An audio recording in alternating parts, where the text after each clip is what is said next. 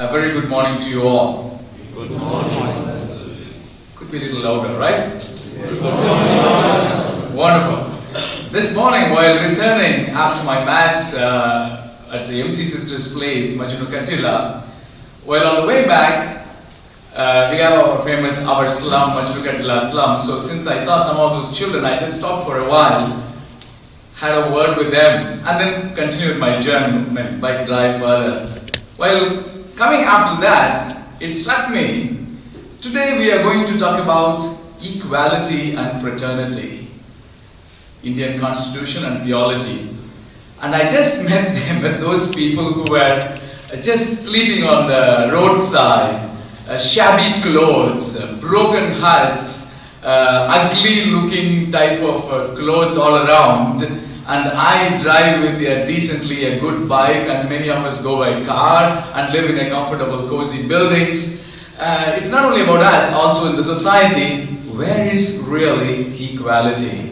Where is really fraternity? That was in my thought. And today we are having this day dedicated to focusing on the constitutional principle of equality and fraternity. Pope Francis in Tutele Tutti, after his meeting with the Grand Imam in Abu Dhabi, said, God has created all human beings equal in rights, duties and dignity, therefore we are brothers and sisters.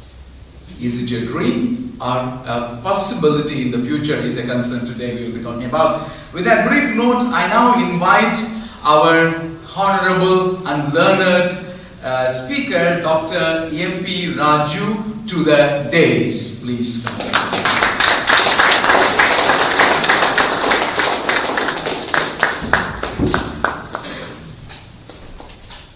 Dr.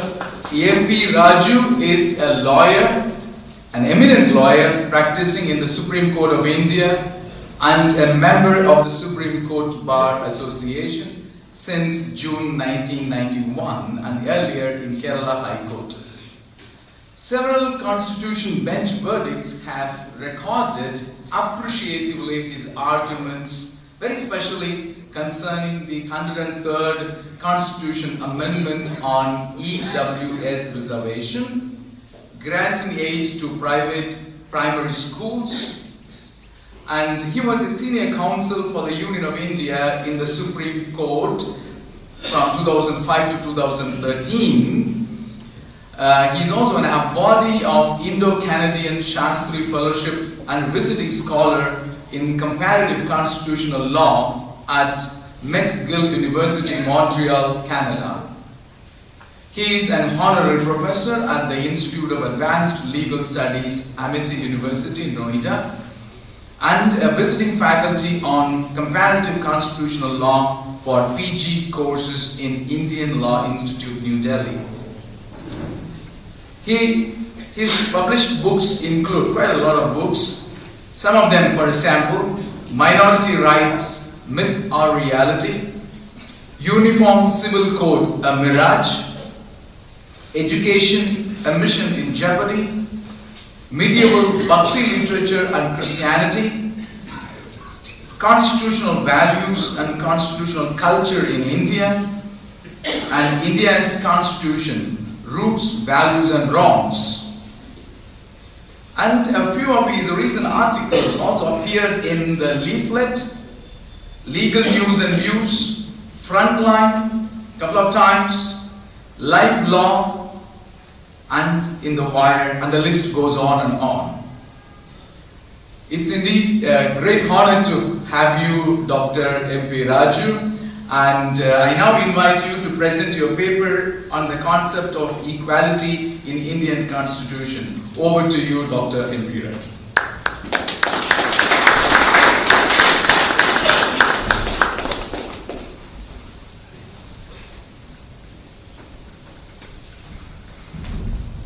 Good morning. Good morning. Thank you very much for this opportunity. Let me express my deepest compliments to Vidyajyoti and all its past students, professors, or for theologizing the constitutional values, which are nothing else but gospel values, as you all agree. So, on behalf of all our colleagues, collaborators, we congratulate you. You may not be aware what you have done, but it's a great honor to India, of course to humanity itself, that you have been theologizing, helping the constitutional values to evolve. The topic today given to me is the concept of equality in the Indian Constitution, and I had added a rider, challenges in theologizing, to make it a little more focused, especially to the context. I am reminded of an instance about a number of years ago, 1978. I had an opportunity to be in the Indian Social Institute in 1978 for a short while. I was preparing a paper, a dissertation on a topic, Liberation, the Message of Jesus to Today's India.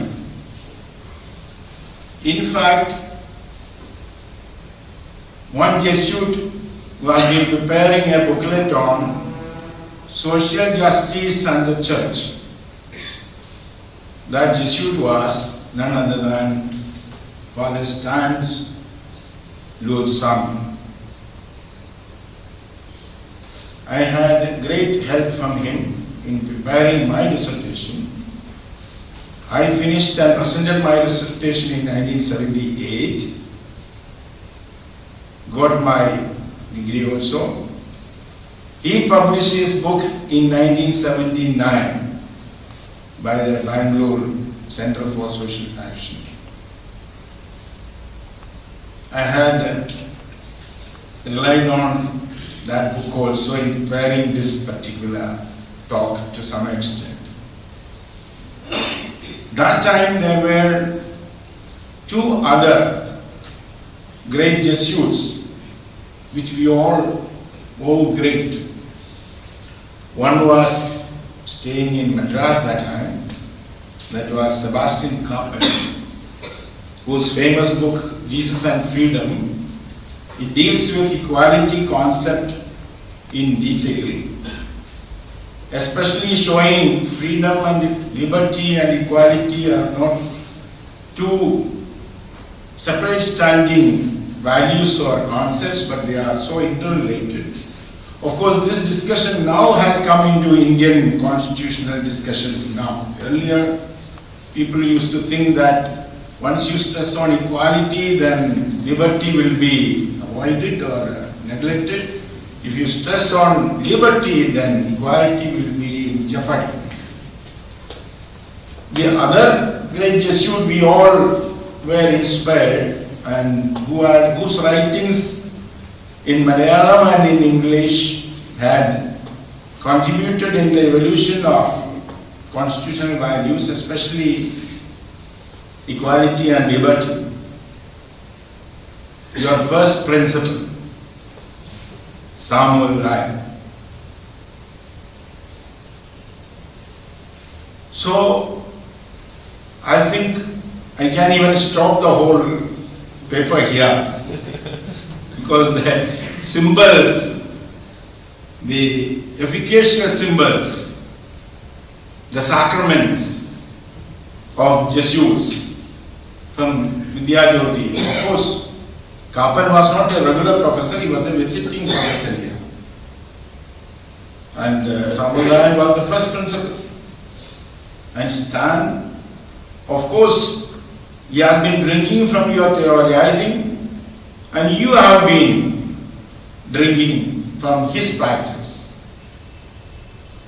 Let me take you to a few years behind the constitution making. Before that, let me, if you permit me, and let me give you a short time I have. I'll try to finish it within time. Of course, before the 5 minutes, last 5 minutes, somebody will be reminding me, I suppose. Because we lawyers have a nature of looking at the eyes and body language of the judges and go on, till we think that yes, the order is coming in our favor. Or they tell, no, enough, come on, next. So, actually I propose to look at the whole concept of equality from the point of view of theologizing from 4 major issues. Number 1, development of equality concept is progressive. Not only in Indian constitution's context, in the human rights context, and even in the philosophical context. It evolves progressively. Of course, there will be going up and down, which we see. Second issue I would like to call your attention to is the equality concept development is dialogical and deliberative. Among individuals, between religions, non-religions, philosophies, Marxism, Catholicism, when within the country also, between the executive, judiciary, the legislature, there is a deliberative dialogue going on as a result of it evolves. Sometimes it takes retrogressive steps also, but getting corrected. And within the Supreme Court also you will see one bench challenging the other. Within one bench itself, 3 gives one view, 2 gives opposite view. So this is actually true with any value or constitutional value or human value, but more clearly on this concept of equality as we see how it develops. Third issue I would like to stress on is the whole concept of equality, like other values, we have to look at it from the point of view of unity of values. That forgotten principle, some people say Kantian principle. It was Kant who in the modern times stressed much on the concept of unity of values. But in recent years, Dworkin, Rawls, including our Amartya Sen, all those people who have been a kind of jurisprudence experts and moral philosophers, if I am permitted to call, they all have been inviting our attention to understand the different concepts and values, human values, constitutional values. We should not forget the key principle of unity of values, which includes priority of values, which you might have been discussing in moral theology also. So this is very relevant when we look at, in our humble opinion, the concept of equality also. The fourth issue which I would like to invite your attention is the compositeness, the composite character of equality value. As same thing is applicable. All human values, any constitution for that matter, especially our Indian constitution, is a composite one. Because we swear, at least openly, formally at least, ours is a composite culture. In 2 places, Constitution has stressed that concept.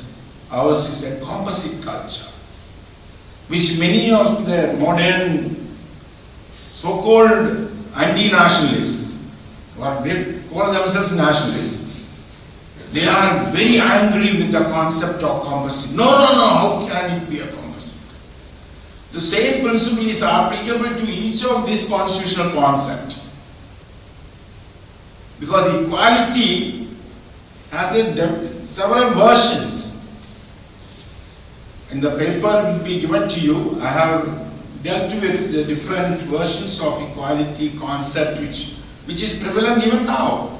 Within the church, within the theologizing, some people will push for complementarity as the version of equality. Some people will stress in the old, our Jesuit theologians were stressing subsidiarity can be a sister of equality, not complementarity. Complementarity may be for relevance, roles, but how can equality be connected with complementarity? So, these are the four dimensions which our Indian constitutional concept have involved. Progressiveness, you all know, because when the constitution, in the Indian history itself, the equality concept has been a separate but equal kind of thing. We are all equal, disprove it here. Brahmins are all equal among themselves. Men are all equal among themselves.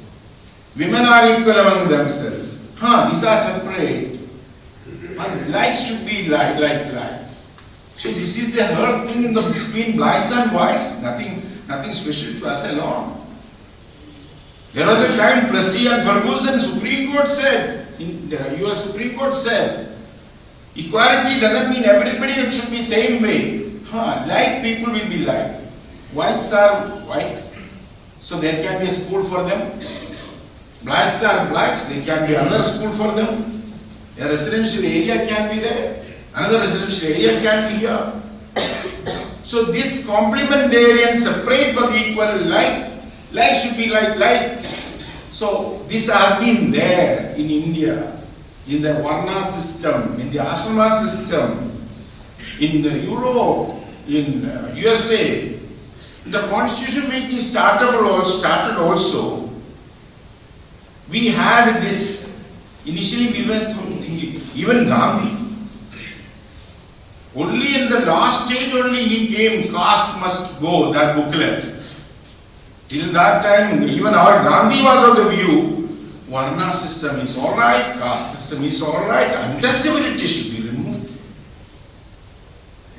So within the constitution also, within the interpretation of the equality, initial years we thought reservation is needed to cure the historical wrongs. It's an exception. We need exceptions to bring in real justice. And reservation is an exception to the equality principle, which is a necessary thing for us. But we were reluctant to say reservations or special provisions are the necessary ingredient of the equality concept, which we came only in 878, 80. Only Supreme Court had to wake up to this principle and said, yes, reservation cannot be treated as an exception to the equality. It is the necessary ingredient of the equality, N. Thomas judgment. The constitution, then people were a little shocked. Before that, I'm also hinting at the second principle of dialogue. Look at Supreme Court strikes down a reservation provision in the Madras state. What to do then? Parliament using its constituent power amends the Constitution, the first amendment to the Constitution. One of the main things, the first amendment of the Constitution was to introduce clause 4 to Article 15, permitting special provisions for SC/ST backward classes. Dialogue. Supreme Court failing to understand the content of equality, and the Parliament coming into using the constituent power, putting equality at the center, not as an exception. So this is a huge process. It came to Mandal judgment. Then they had to accept also reservation principles. At the same time, they felt isn't it going too much? The meritorian, the elitist things have started again. Created a certain problem. Maybe all right, but in promotions, how can we allow special provisions and reservations? Again, then the other way dialogue. Parliament comes in again.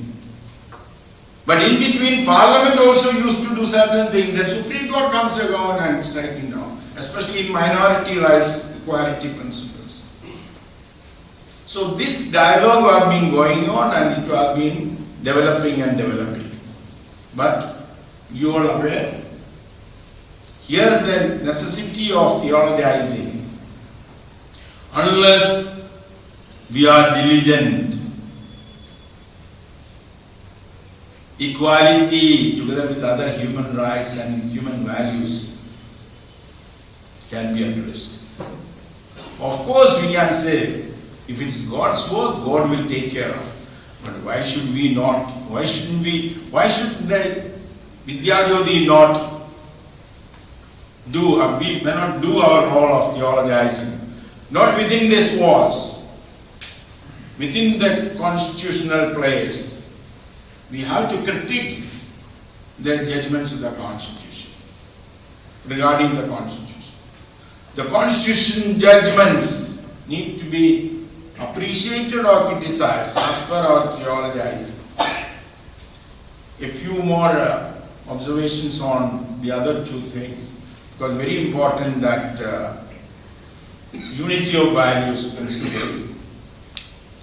I feel at home since I am among the philosophers and theologians. But among the lawyers and judges, what unity of values?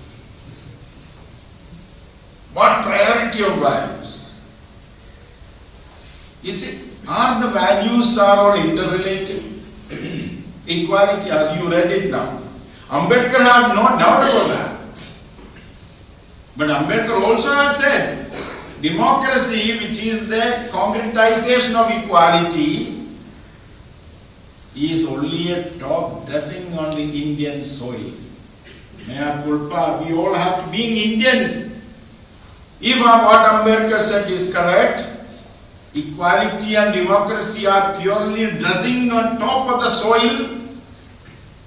Vidyajyoti, Christianity, Catholicism, we all have to say mea culpa, mea maxima culpa. So this principle of unity of values, there is an important incident which I want to call your attention to in the making of the Constitution in the Assembly. At the end of making of the Constitution, last was the preamble finalization. The draft of the preamble before final voting, preamble was the last one which was finalized. There Ambedkar put in preamble is the same as the objectives resolution which we passed at the beginning, all standing up and we passed the resolution in the beginning of the making of the Constitution, which is known as the objectives resolution. The same thing was formed into the preamble, but the drafting committee introduced a new small clause into that which summarized the whole objectives resolution and the whole Constitution, which is known as the fraternity clause, which was not there in their objectives resolution in those words. To promote fraternity, assuring the dignity of the individual and the unity of the nation as it stood then we have the integrity of the nation also. Now, this is known as fraternity clause. Fraternity topic you will be discussing after this. Let me put you a question. Do you have any objection if I call this dignity clause? Why? The verb is to promote. What? Fraternity. Then it is a fraternity clause. But there is a rider. to promote fraternity, assuring the dignity of the individual and unity of the nation. Unity of the nation is another fraternity, one of the fraternities. Fraternity, concretizing in a particular relationship, is unity of the nation, but dignity of the individual.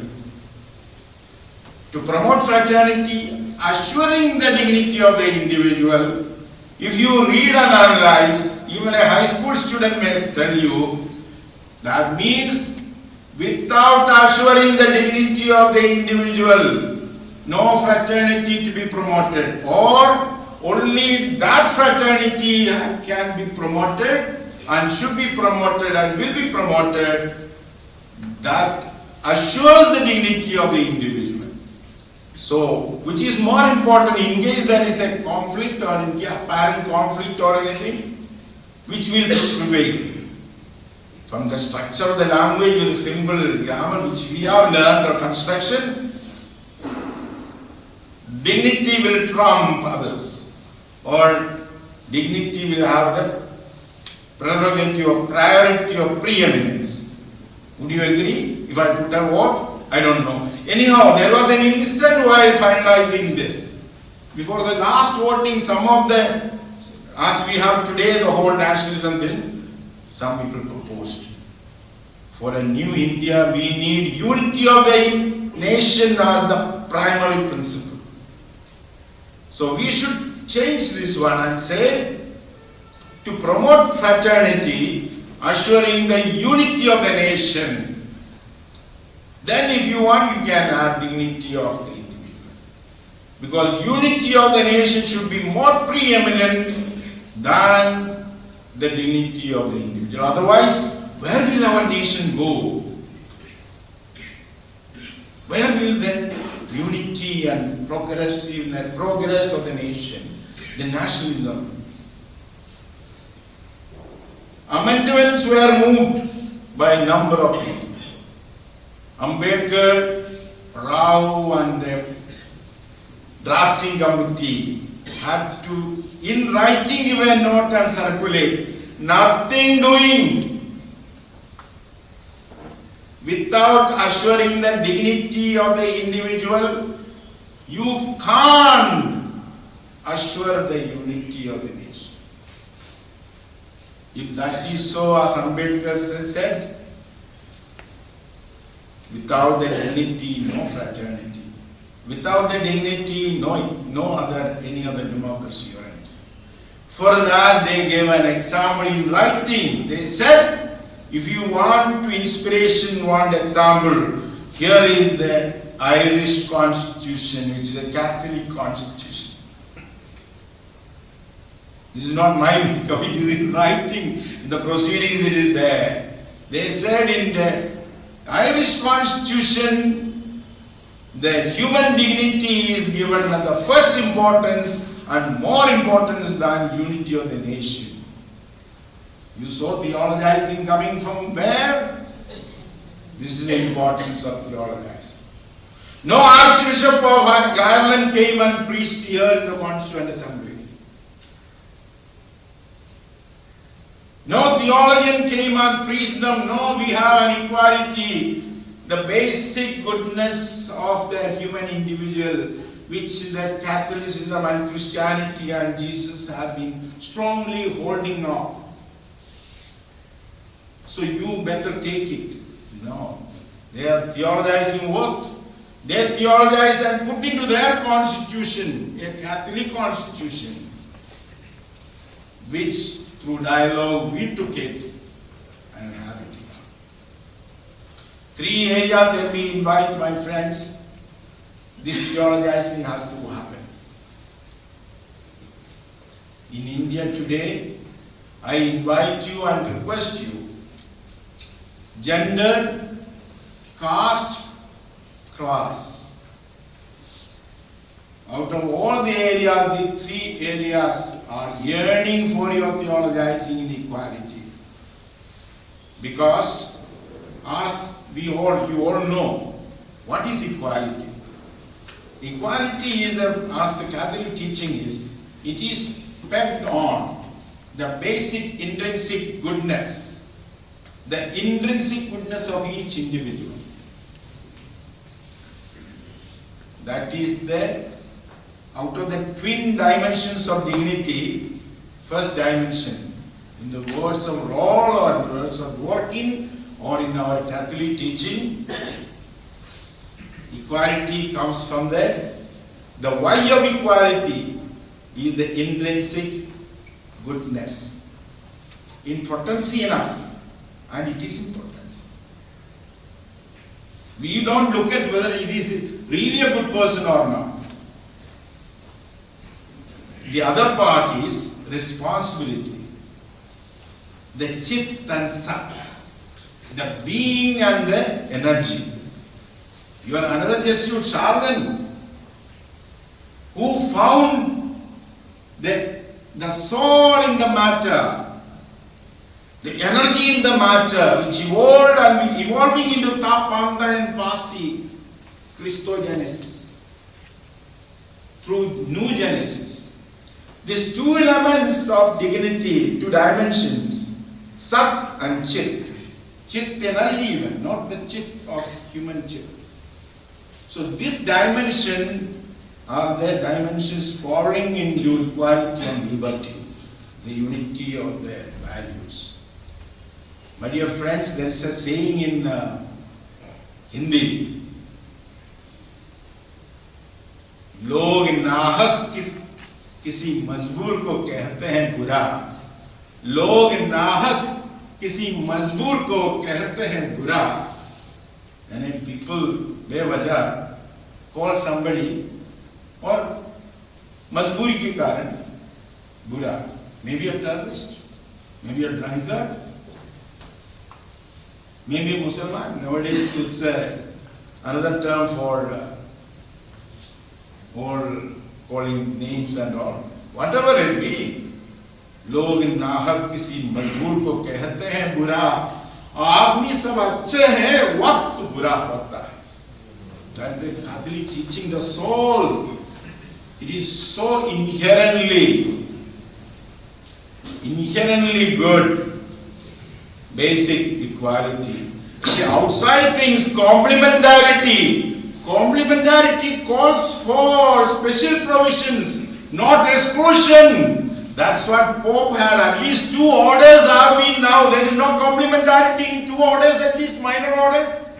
Earlier you thought complementarity excluded minor orders. You will theologize. I am nobody. I am only looking at and appreciating your theologizing as this bread is to break or to be broken. Rice is to be shared.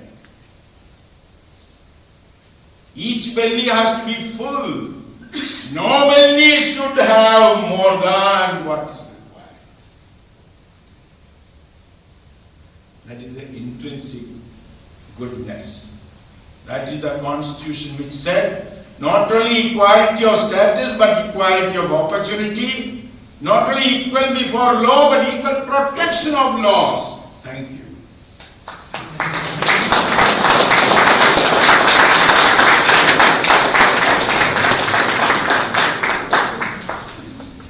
I must say, the judgment definitely goes in favor of Dr. M.D. Raju. The audience has given a good look. And it was in fact very powerful, thought-provoking, definitely a lively one. And also the way you took us through the history, placing us through Father Sebastian Kapan, Stan Swami, and Samuel Ryan, placing a praxis of Vidyajyoti as a foundation, and you developed it so well. And the four components of equality: progressive nature, dialogical, unity of values, compositeness, and finally putting dignity in the center, at the heart of the entire equality discussion, and asking us to go into looking at the intrinsic goodness. Wonderful. Thank you very much, and we shall give him a great applause once again. And we would like to honor you with a shawl, and I invite our friends to do the honors.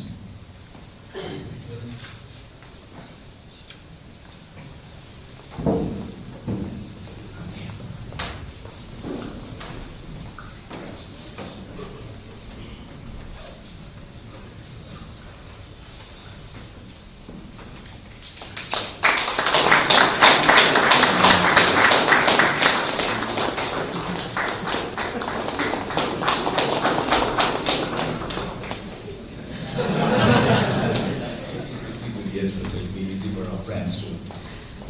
Now we have a few minutes for clarifications and question and answers. Over to you, my friends. It could be a little quick. Yeah, Master.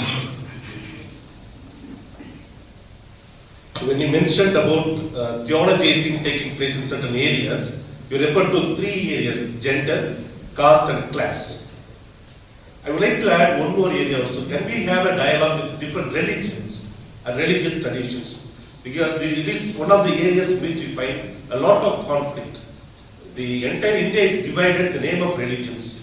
There are many religious leaders who claim that my religion is the superior religion. Even within the fold of Christianity, there are a lot of problems between Catholicism, Protestants, and Pentecostal groups. In such context, can we promote equality without addressing the issue of religions? Certainly, it is the need of the hour. That's what I believe. What is your response? Yeah, we will take a couple of questions and then together, speaker can address them. Yeah, over to you, Father. Dr. MP Raju, it was a wonderful presentation, very moving. You spoke about the dialogue which went between the Parliament. Yes. Dialogue that went between Parliament and the Supreme Court. And that through that actually so many equality developed gradually. But now do you think that dialogue has broken down because of that aggressiveness of Parliament on one side or whatever reason? Yeah. Thank you. Until we have other hands going up, we can start with these two questions.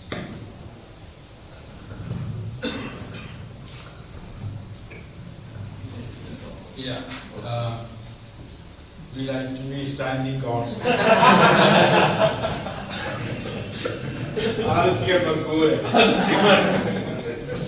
Sorry. See, I fully agree with you. There is a urgent need for this equality of religions. I would call it equality of life ways. There is a trend in the philosophy also to look at religions as life ways. Because anthropology says religion, there are two concepts, the theory aspect and praxis aspect. There are different anthropologists and different experts to divide it. But to understand it perhaps, and as our constitution interpretation says, right to religion includes right to non-religion. For example, we have non-God religions here. Religions without God. We can have religions without supernatural dimension also. Suppose mysticism only, not supernatural. We may say that it's not good, it is not ideal, but phenomenologically they are all there. So equality, when we speak about equality, from the point of view which the constitution is going ahead and what we theologize, it comes from the intrinsic goodness of each individual. That too in potency need not be realized. He deserved it. Even Kasab deserved it. Equality. So if that is so, a non-religion, atheist religion also deserves equality. So there we can come into this inter-religious, that's why ecumenism. That is the key point of adjournment of Second Vatican Council. Why did it came into the rights of non-religions, ecumenism and all? So I fully agree with you, but I think we may have to push it in the Indian context. Not merely here. Then there is another, because your question touches on the concept of unity of values and compositeness. What does it compositeness say? Compositeness shows we all agree that concern the whole family. It's a composite principle of family. Going for a picnic, one likes this, one likes non-vegetarian, one likes vegetarian. Certain things we all agree, to that place we will go. Whether it should be chicken or whether paneer, that can disagree. So this is compositeness. But there is a great principle there. Except the agreed universal values, all other relative values are permissible, provided that we may forget. Complete relativism also is mana. Provided they are not contradictory to the agreed composite, that is the composite principle of human rights. We have to draw a line. Suppose there is a religion, or in the name of religion a drama is going on. They have all the right because they are human beings, equality. But our dialogue may have to draw a line and say, our compositeness says, these universal values, these constitutional principles, you are against that. Since we are subscribing to the universal values, we will not murder you, my dear friends. But we have to draw the Lakshman Rekha and tell you, when you come for dialogue, either you declare that you are agreeing to our constitutional values, or listen to us. We will pray as a hound of heaven. We will be after you. Those so-called pseudo-Hindu people. You may be marching in the name of Hinduism. But Hindus and we together accepted a composite culture here. You come and march, call for dialogue. We will not kill you. We will not refuse you to talk to you, but talking will be a conditional. That is compositeness. Universal and relative, but all relative against the composite universal culture and universal values. Anathema. But that anathema is not that absurd killing of Inquisition. That is the only difference. But that is the great difference. So that doesn't mean anybody comes in the clothes of a religion. Oh, come on. Nothing, yeah. Then again the other one. The danger, listen to the danger. You know, but danger also shows. The recent one, the exclusion of backward classes from the economic reservation. 85% of the people are backward classes. SC, ST, OBC. And this 10% economic reservation excluded them. Completely untouchable. First time in the history of India. Otherwise, others could, on merit, others could approach. And 3 judges approves it. Luckily, 2 judges disagrees. Dialogue. Parliament may be doing it. Again, it's a call for theologizing. If I go on, I may go on. Then I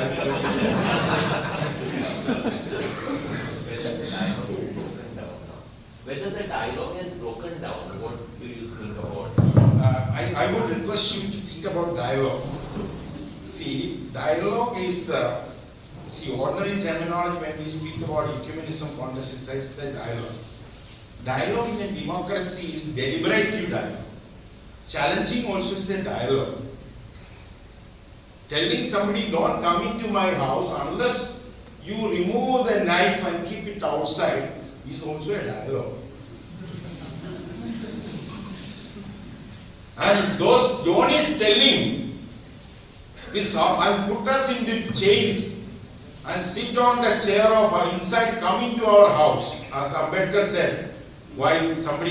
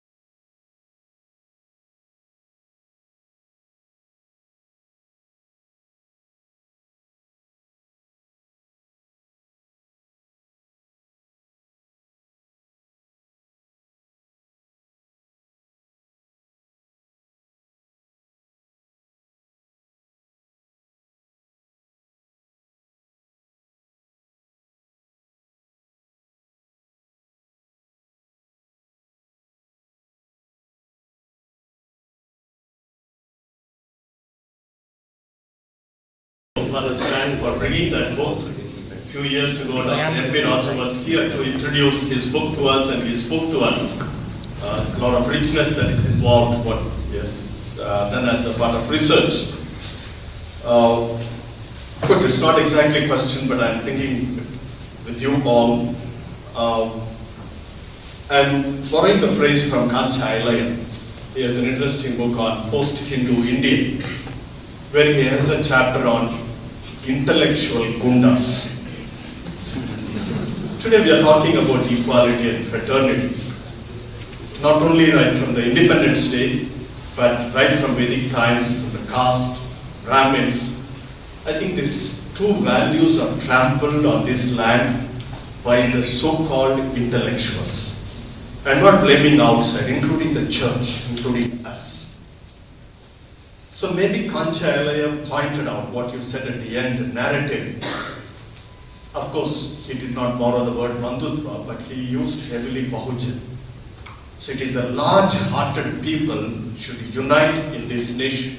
Of course, he had his own political agenda.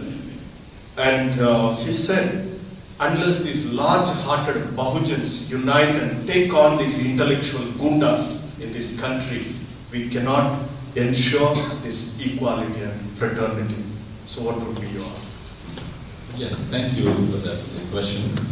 Yeah, the danger of anti-intellectualism is also there. We need great organic intellectuals who can help us to shape the narratives and come up with the counter narratives and all that in different places.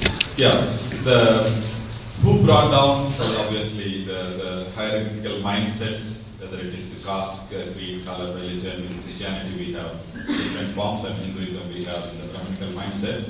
It's a mindset, I think, that's there. Someone, in fact, in the US told me, now you are all telling there are castes, and there used to be castes and there are castes. Where there are no castes in the world is ruled today by the head. The world is ruled today by the intellectuals. The different Brahmins are there today. Brahmins are going to be there all over the world at all time.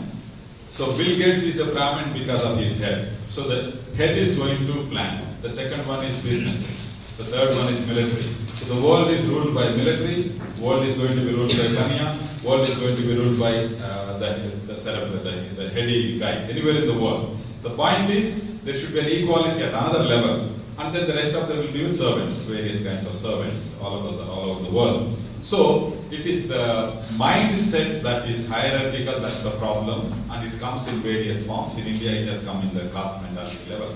So, but again, the larger narratives, Hinduism have to be identified, the multi-layer understanding of Hinduism. There is so much within Indic religions and traditions that have counter narratives. So we will have to look for them. Otherwise, for example, if somebody says, tell me if I am a Christian, and if somebody tells me, what you have all is borrowed from somebody else, I will be upset and I will be insulted. But Christianity has borrowed from Near Eastern things, Greek thought, Roman legal system. But then I won't accept that, because Christianity borrowed and learned from so many. India has learned, Hinduism has learned, Buddhism has taught so much to Hinduism, Hinduism has taught so much to Buddhism. But we will have to see and bring the narrative. Ahimsa is not from Hinduism at all, it's Buddhism. So whenever you insult a Brahmin, this fellow doesn't eat meat, but it's a Buddhist idea. It's a Buddhism who has promoted non-violence much more than India. Hinduism embraced it much later for survival's sake. So the cross-fertilization has taken place in various ways across the cultures and religions. So we will have to see and find which narratives will be helpful to build what we are looking for today. Thank you. Yes, Patricia. Sister Patricia. I mean, just to add to what Father Vidyajyoti said also, I think we also need to take responsibility, because most of the, at least not most, but quite a few of the intellectual gundas have also gone through the portals of our education system. And so I think you raised a very important question about in education, have we really succeeded in bringing, these values, fraternity, into the narrative? And how do we do that? I think that is something that is very important, because that's what we are constantly talking. How is it possible that these who have actually been educated by us turn against us, So maybe we have not succeeded in doing this, in our education. Yeah, thank you. That's an important thing that many are discussing. But I think we have to look at the goalposts. Rather looking at them whether we succeeded or failed. We succeeded in a way what we wanted to achieve. So what they wanted is give us knowledge, give us skills, help us to get jobs. And collaterally or simultaneously they will also get a little of dignity and little of self-hood, and they will come automatically. When a very poor man educated, he will also grow up in other values. But the real question is, along with education, did we help people to discuss about the values and the principles, whether they are in the constitution, whether they are in the religions, whether they are in the cultures, and what is life affirming and what is life denying, what is discriminatory, what is complementary, and what we call universal, and the various values that we have. I think we did not bring them into the discussion consciously, because we thought it will happen, or we have taken it for granted that people will learn to be good on their own. So we were making them only to be able. UTAN, Second United Nations Secretary General, has a wonderful idea.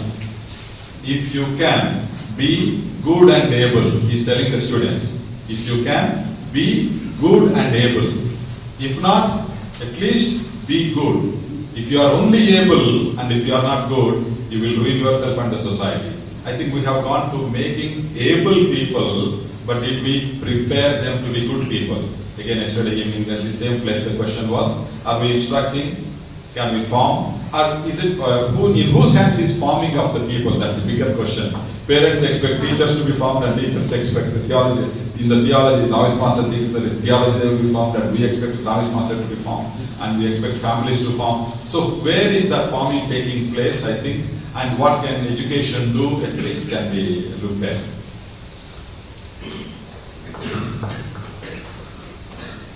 Good. Thank you. Thank you so much, Dr. Stan, for that illuminating ideas, explanations. Thank you, all of you, and we shall now hand it over to our friend Roshan.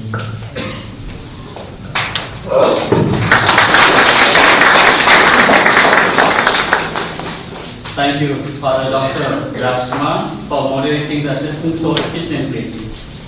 It's time for the tea break. Tea will be served in the ground floor. We will be back for the next session at 11 a.m. Thank you. To the board shop.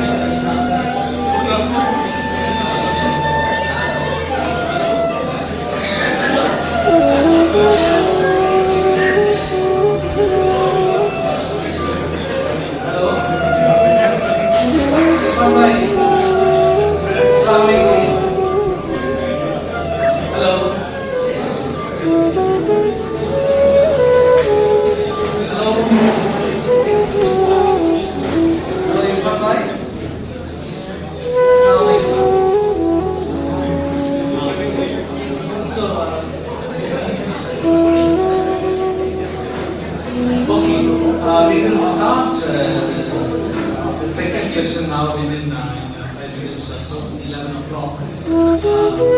First, Father Francis Gonzalez will make his presentation, and after him, you will be making the presentation. Kindly be with us. Okay, thank you. Thank you so much.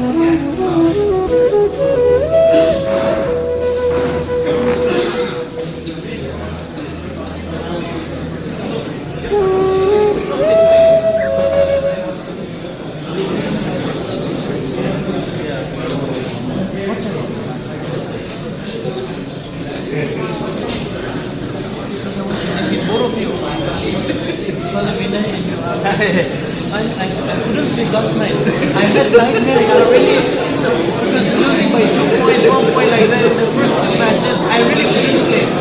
I was losing my sleep. In that case, we may have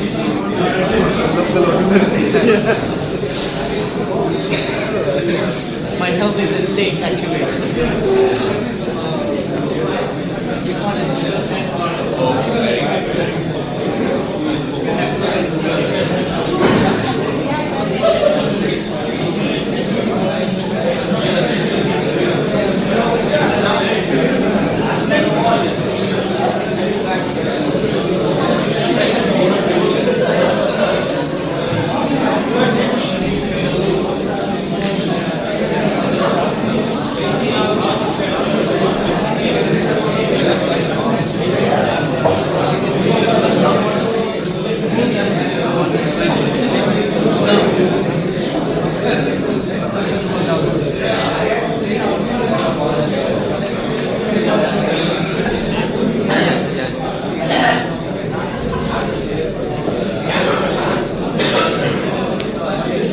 Welcome back to all.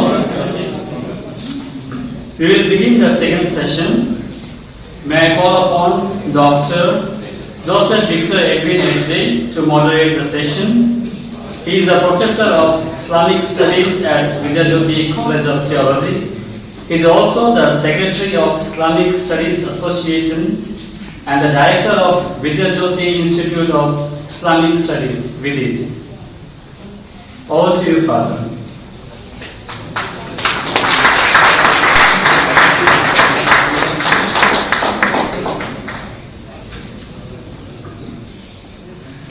Assalamu alaikum. Now refreshed with chai and kachori.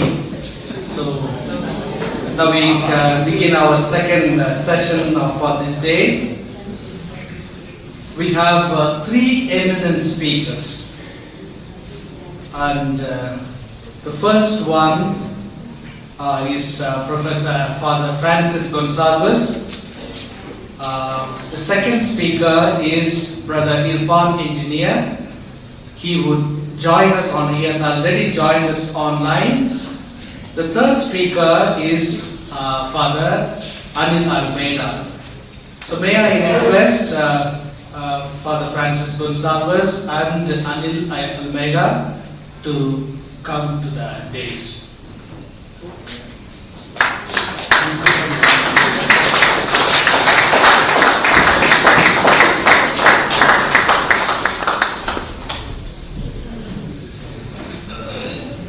I'd like to introduce Father Francis Gonzalez to you all.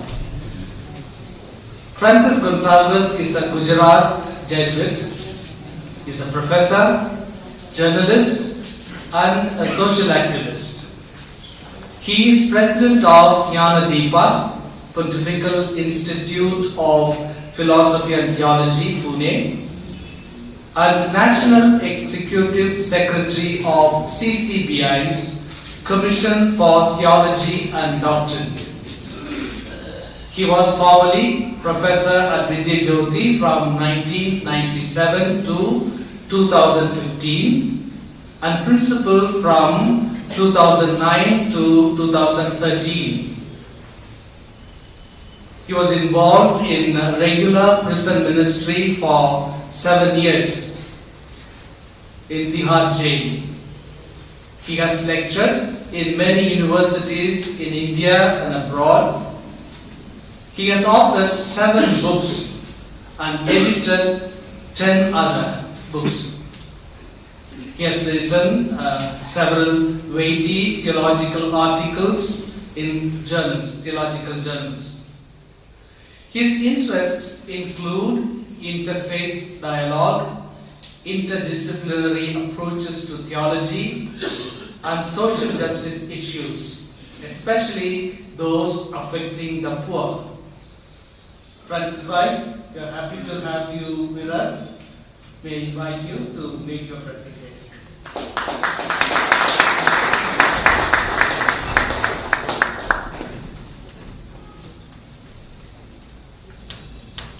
So good morning, dear friends.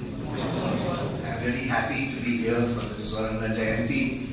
I've spent almost 20 years of my life, 18 as professor and 1 year as a student in this beautiful institution. I'm really happy and I thank the organizers for inviting me. My topic is Pope Francis and the Foundations of Fraternity. Now if I were to ask you a question, give me a definition of theology. I think many of you would say faith, seeking, understanding, right? Say that, self-definition, which is very important in the West because they have a lot of intellectual reflection and things like that. But some of the others, this definition doesn't satisfy us. We are looking at transformation. And for us, probably a definition like faith, seeking, understanding for transformation would be something more important. Now when we're talking of Pope Francis as a theologian, very often we tend to compare him to the predecessor. And there are many people who say that Pope Benedict is a very competent theologian and Pope Francis is simply a pastor. But that's not true.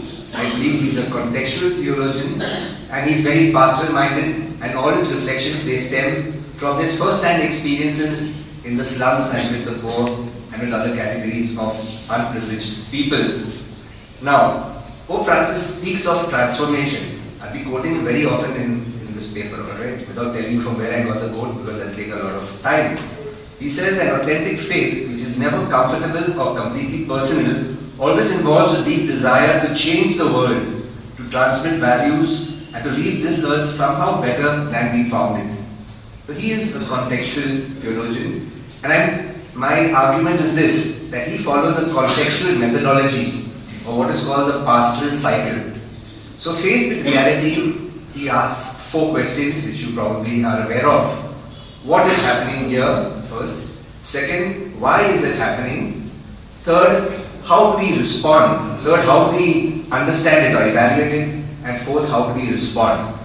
In brief, I would say the first one is the context, reality. Second is analysis. Third is theological reflection. And fourth is response. And I'll be reflecting in these 4 areas. The first one, contact with reality. In his encyclical letter, Fratelli Tutti, there is a chapter where he describes the dark clouds over a closed world. I will speak about India, dark clouds over a closed nation, that is India. Now I won't spend time in this first part, which is contact with reality, because we are aware, Archbishop Thomas very beautifully explained the context on the first day. Francis Minge and others, Stan Aran and others also spoke of the context. There are 4 main sections here in the context. The first is social. You are very aware that there are so many social inequalities in India. Perhaps the most conspicuous one is the caste system, which is inequality by birth. You cannot be redeemed from the inequality of the caste system. There are gender inequalities and other social inequalities, which is the first section. I will not give you data and all that, you're aware of all this, okay? The second is economic. So we often boast that India is a global power and economic superpower, but we know that there are very few people who are really rich over here, the top creamy layer. You have the Adanis, the Ambanis, and people like that. But there's such a big gap between the haves and the have-nots. And there are people who are starving. You know that India in the global hunger index was 107, much worse than other countries of South Asia. So that is the economic realm. In the political realm, we often boast that we are the largest democracy in the world. But now that we are moving more and more towards a theocracy, the Hindu Rashtra. So we have problems over there. And finally, the religious realm. We boast again saying that, India is a very religious country. We have so many different religions, which is true. But today there's a lot of animosity among religious communities. Very conspicuous. You see it everywhere. There's a lot of hatred, a lot of violence, and even lynching and deaths. So these are the 4 areas which are the context, contact with reality. Let's move on to the second part, which is analysis of the context. So how does Pope Francis look at the context? Of course, he's looking at the global context. I said we can look, for our purposes, we can look at the Indian context. So, he says, Pope Francis, issues of human fraternity and social friendship have always been a concern of mine. In recent years, I have spoken of them repeatedly and in different settings.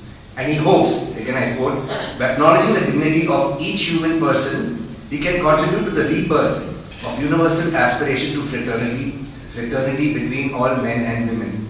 So what does he see as obstacles or threats to fraternity? I point out 4 areas which for him are important. I think we can point out even more than 4 areas. Now, his analysis is based on his first-hand experiences in the context. It is not an ex cathedra statement sitting on his chair and pontificating about various matters. The first one, virus of individualism. He names it a virus. He says, individualism does not make us free, more equal, more fraternal.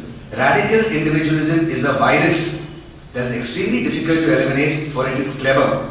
It makes us believe that everything consists in giving free rein to our own ambitions, as if by pursuing ever greater ambitions and creating safety nets, we would somehow be serving the common good.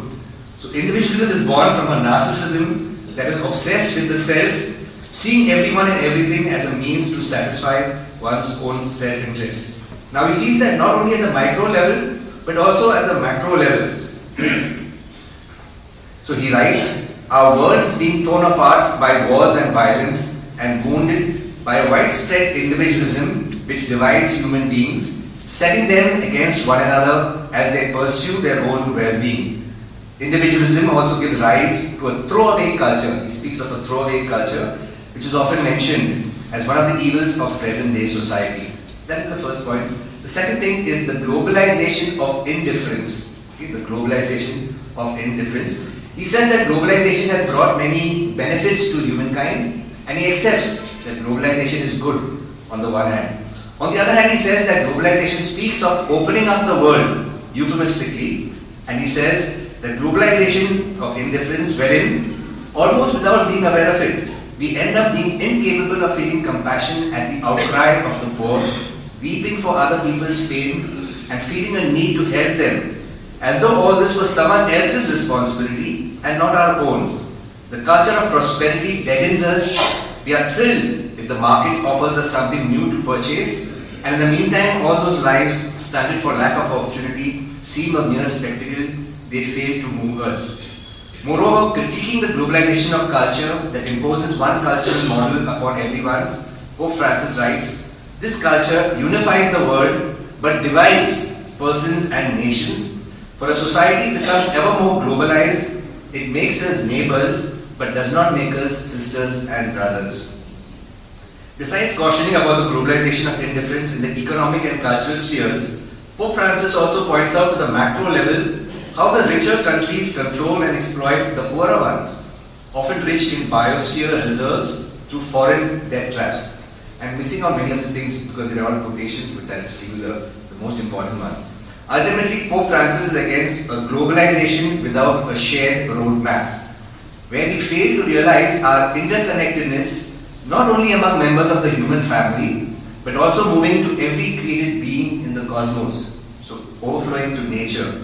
His plea to respect, love and care for Mother Earth was strongly expressed in Querida Amazonia, where he wrote, we cannot allow globalization to become a new version of colonialism, and he highlighted the challenge to ensure a globalization in solidarity, a globalization without marginalization. The third threat is the threat of technocracy. He says technocracy is a threat against fraternity. So he says globalization has thrived because of the infotech revolution, and he commends the amazing advances and inventions in the world of science and technology. So he accepts all that, which is positive, but then he speaks of technological progress can be driven by a misguided anthropocentrism, where you put man and woman at the center, where human beings place themselves at the center of the universe, giving absolute priority to their immediate convenience and making all else relative. Here we find, he says, in conjunction with the omnipresent technocratic paradigm, and the cult of unlimited human power, the rise of relativism. It sees everything as irrelevant unless it serves one's own immediate interests. The technocratic paradigm also tends to dominate economic and political life. The economy accepts every advance in technology with a view to profit, without concern for its potentially negative impact on human beings. He says, the growth in technology has made us live increasingly in a virtual world of the internet. We gorged ourselves on networking and lost the taste of fraternity. We lose the personal touch with people. Prisoners of a virtual reality, we lost the taste and flavor of the truly real. In the virtual world, we lose personal contact with each other and become victims of violence and aggression. The fourth and the final kind of threat against fraternity is the failure of neoliberalism. Neoliberalism. Now he says the marketplace by itself cannot resolve every problem. However much we are asked to believe this dogma of neoliberal faith, neoliberalism simply reproduces everything by resorting to the magic theories of spillover, or the spillover theories or trickle-down theories without using the name, as the only solution to societal problems. There is little appreciation of the fact that the alleged spillover does not resolve the inequality that gives rise to new forms of violence threatening the fabric of society. Now, Pope Francis's analysis is born out of his first-hand experiences in Argentina, the neoliberal economic models during Argentina's debt crisis. Towards the end of the 1990s and the first years of the following decade, the grave economic crisis threw millions of Argentinians into poverty and unemployment, successive governments trusting in the free market mechanisms and failing to build a social security network. Now, even before his election as Pope, Cardinal Bergoglio played an important role in the drafting of CELAM, C-E-L-A-M, is the Latin American Bishops' Conference, Aparecida document in 2007. And he pointed out that from 2002 to 2006, poverty grew by 8.7%, leaving almost 27% of Argentinian population below the poverty line.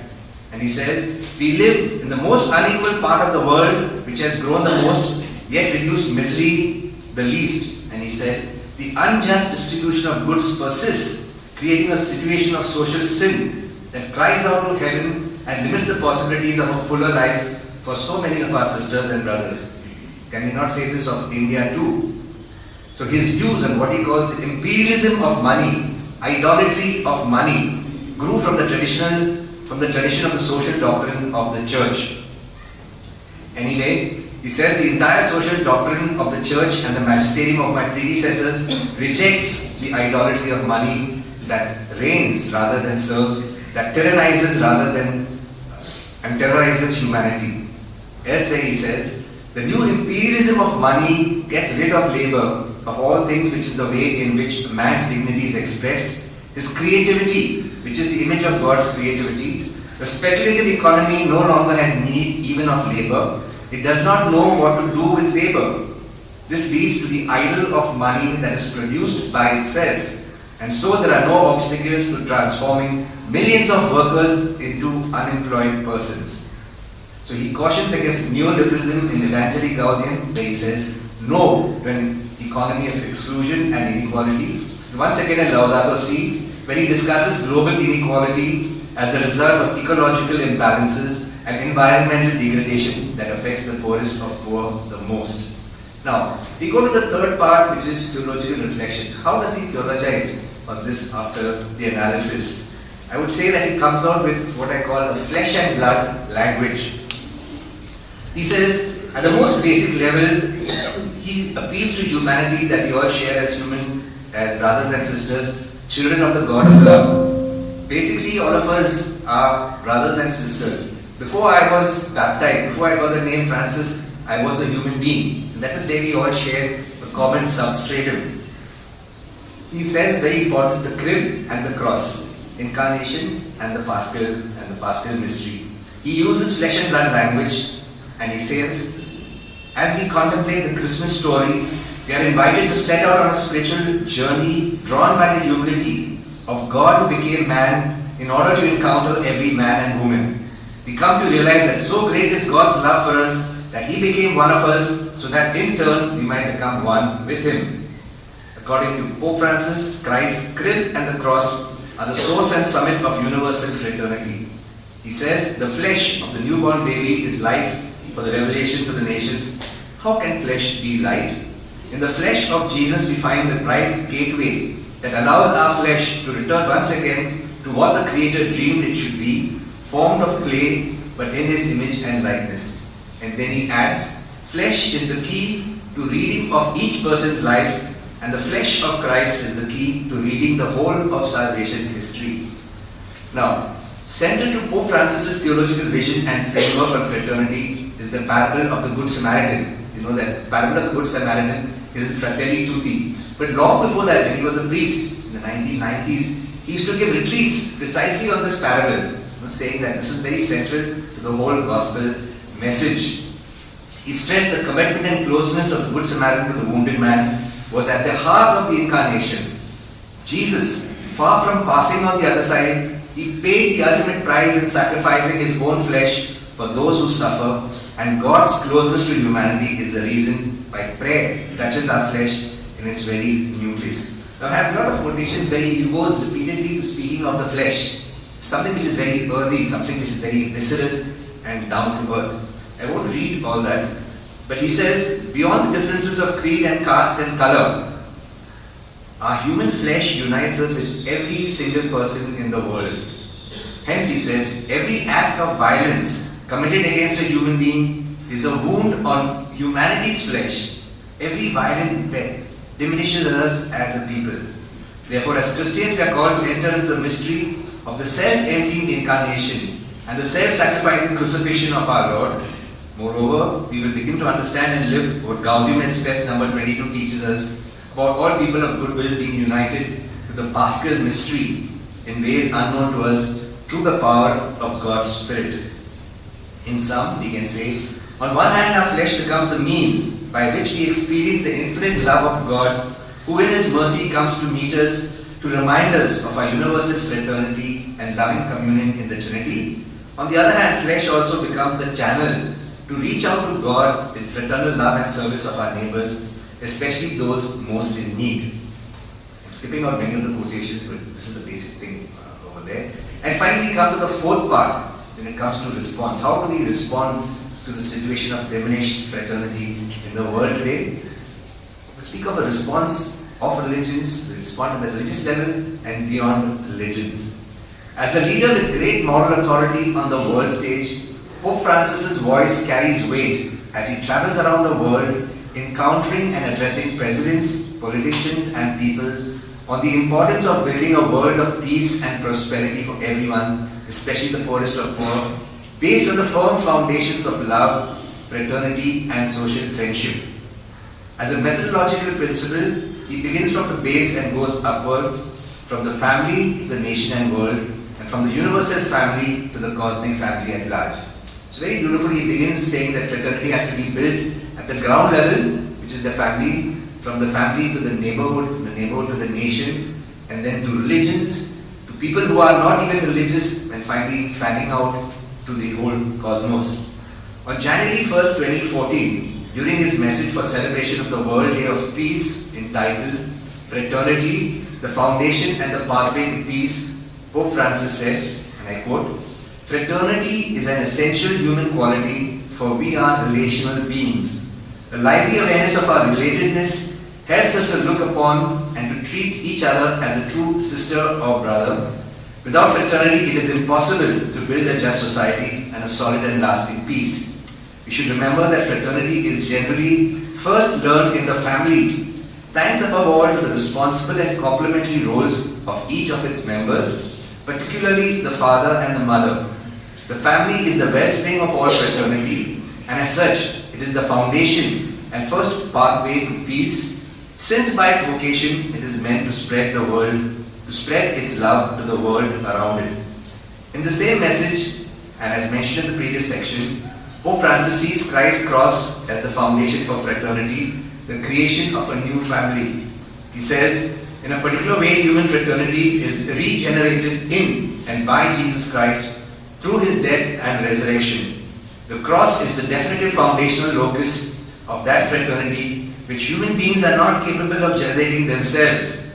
Jesus Christ, who assumed human nature in order to redeem it, loving the Father unto death on the cross, has through his resurrection made of us a new humanity in full communion with the will of God and his plan, which includes the full realization of our vocation to fraternity. While the crib and the cross of Christ are powerful symbols for Christians, Pope Francis moves ahead of such particularities to universals which are intelligible and acceptable to all. For instance, encounter, love, peace, truth and forgiveness. He often speaks of a culture of encounter, which he says one must cultivate as an art. Life, for all its confrontations, is the art of encounter. I have frequently called for the growth of a culture of encounter capable of transcending our differences and divisions. Now, when he speaks of fraternity, of all of us being together, he doesn't speak of abolishing all the differences. Rather, he speaks of holding these differences together, and each one respects the differences of others, but they build a community based on these differences, but taking them to a higher level of unity and not uniformity. Now, he speaks of the need of a political charity and a social charity that seeks for the common good. He sees politics as a lofty vocation which can bring people together to dialogue for creating a better society. In this sense, he is an exemplar of subaltern public theology. Felix Wilfrid has a nice article on this. So he believes that dialogue among peoples will create the fertile ground for building fraternity. At the first level, dialogue must be carried out between religion, faith and sciences. This is already present in Vatican Council II. At the second level, religions must pool together their resources to strive for unity and fraternity. This was powerfully seen in the meeting between Pope Francis and the Grand Imam Ahmad Al-Tayyib in Abu Dhabi. You are aware of this document.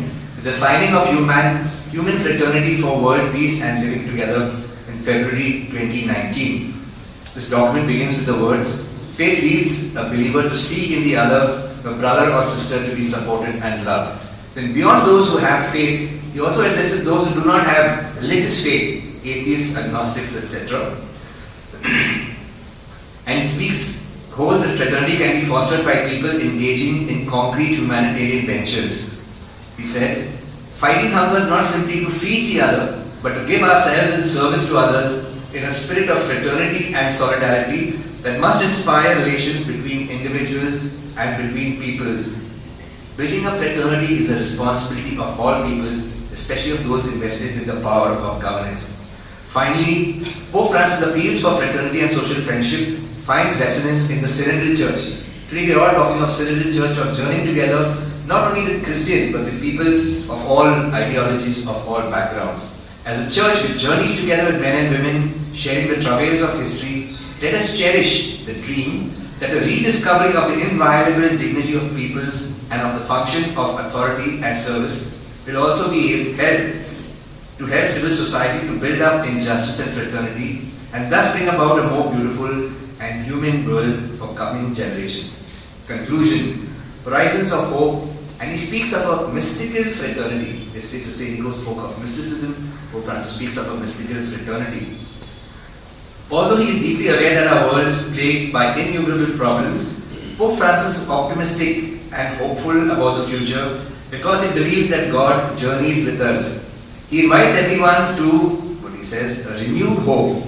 For hope speaks to us of something deeply rooted in every human heart, independently of our circumstances and historical conditioning. Pope Francis specifically exhorts Christians to learn to find Jesus in the faces of others, in their voices, in their pleas. This also entails learning to suffer in the embrace of the crucified Jesus, wherever we are unjustly attacked or meet with ingratitude, never tiring of our decision to live in fraternity. He adds, "There indeed we find true healing, since the way to relate to others which truly heals instead of debilitating us is a mystical fraternity, a contemplative fraternity. It is a fraternal love capable of seeing the sacred grandeur of our neighbor, of finding God in every human being, of tolerating the nuisances of life in common by clinging to the love of God, of opening the heart to divine love and seeking the happiness of others just as the Heavenly Father does. Inspired by Pope Francis, may all of us be good Samaritans who love and serve all wounded flesh along life's pilgrim path. Thank you.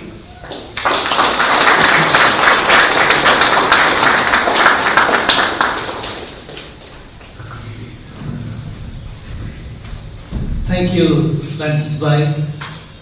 You presented Pope Francis as a contextual theologian and how he scrutinizes the context, especially from his Argentinian context to the global context, the four major areas of his scrutiny, and also his theological reflection, his journey reflecting from the creed to the cross, the paschal mystery of the Lord, and inviting all human persons to be co-pilgrims. In that journey, Christ is the key who opens the mystery of one to the other. And also his emphasis on the giving flesh, that's something very beautiful, he emphasized it very well. And also how he responds, especially the human fraternity document, with Attayi, and he co-signed that. And also his emphasis on the culture of encounter. And then finally the mystical fraternity. So thank you so much for your presentation. And may I invite Brother Savari to come over here to honor Father Francis Gonzalez with a short applause.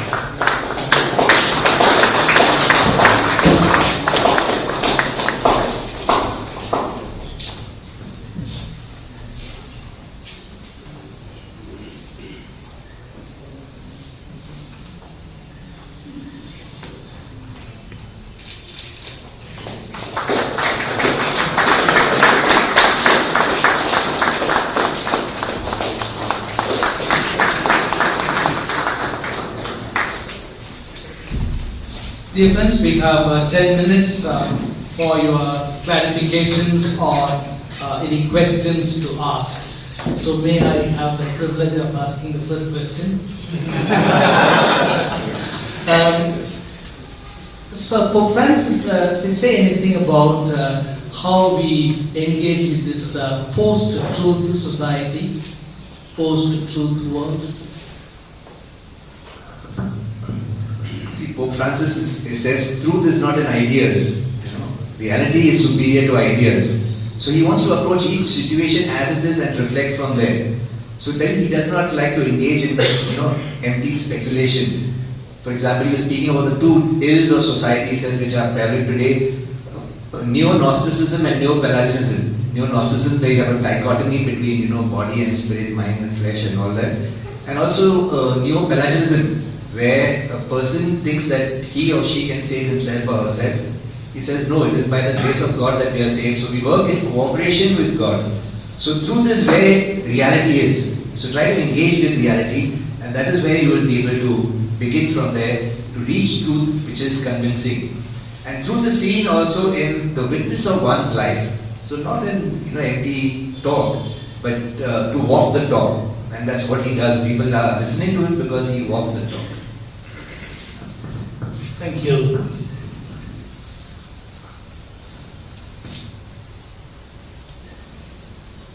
Pierre John. Father Francis, thank you very much for your paper. In Fratelli Tutti, of course, these two documents are interrelated, human fraternity as well as Fratelli Tutti. And one of the important points that Pope speaks is, say no to war. Last 10 years, of course, Pope Francis has been a world leader, many things that he has offered to the church and to the world. But taking the other side, he could not prevail on the Christian leaders not to go for war. Because what has happened in Ukraine and Russia, Pope expressed that very deep emotional feeling of that blood is flowing. How is that this Christian world continues to engage in wars? What would be your take? Pope Francis has repeatedly been speaking about war and that war destroys human being. Now the so-called Christian countries, when you have Christian countries where at war, they are really not Christian. Because what they're looking for is their own self-interest. They're looking for expansion of empire, of the hegemony, their domination over others. So that is not really Christian, though normally they say we are Christian. And that's where I think there's that failure, because he speaks of the individualism, not only at the individual level, but at the level of countries, he said. That what are they seeking, these countries that want to go for war? Russia, the great Russian empire, to seek dominance over others. So he very categorically is against any form of violence. Because it dehumanizes all of us as individuals and as a people. So that is what I would see. Edwin and Oscar. So Francis, thank you very much for the beautiful presentation on Pope Francis's idea on fraternity and foundations. How well do you see Pope Francis's ideas of fraternity interfacing with our Indian constitution and our Indian ethos, and how that maybe a little light you can shed on that? See, as people before me were speaking, the values of the constitution are not only Christian in that sense, they are human. And I think this is where Pope Francis's whole thinking is very universal. Even when he's speaking of something like the Good Samaritan, which is particular to, let's say, the Christian tradition, he opens it out to people because they can understand the parable as a story of the Good Samaritan. So I think the essence or the secret behind Pope Francis's popularity is that he goes down to basics. People accuse him of being a liberal. I say he's not a liberal, he's radical. Radix from the Latin. He goes to the roots. He wants to see what did Jesus Christ do, and he tries to do exactly that. And I think that is why he becomes so popular and gives us universal values by really living out the particular. So he has his eye on the local, but that has universal value, global value. Thank you, Father, for the wonderful presentation. And when you talk about globalization, it is in the modern world it is more understood as a global market than global family. And as you rightly said that Pope Francis, he doesn't want a new version of marginalization that to come to the world. But what are the ways that we can make this world a global family? What are the ways does he indicate means that we could follow? Yeah, as I mentioned, he's not against globalization. In fact, he points out many advantages of globalization. But when globalization means a kind of uniformity, a destroying of everybody's culture, then he is against it. He always gives the example of a polyhedron, polyhedron, where the beauty of all the constituent parts are retained. So he doesn't speak of destroying of identities, destroying of cultures, but holding cultures together in a synthesis which elevates all of them. So the unity is at a higher level than the constituent parts. And he's speaking of enhancing or accentuating that beauty. So he's always for globalization, the higher motive of serving of the larger human community. So at his mind and heart is always the common good. And how to rate a family where there is a child who is handicapped, for example. They will take care of the handicapped child. So also he says if a community has to be evaluated, it will be evaluated on the basis of how it treats its weakest members, the poorest members. So he's for globalization, but globalization with a heart, globalization that seeks the common good of everybody. Last intervention, question. Francis Bali, thank you for your paper. You've been talking about transnational fraternity, and in that, I'm sure in Laudato Si he talks about ecological conversion. Does he take the similar line in other books, writings that he does, calling for conversion? I think fraternity calls for conversion. That is what I would understand. What's your take? Thank you.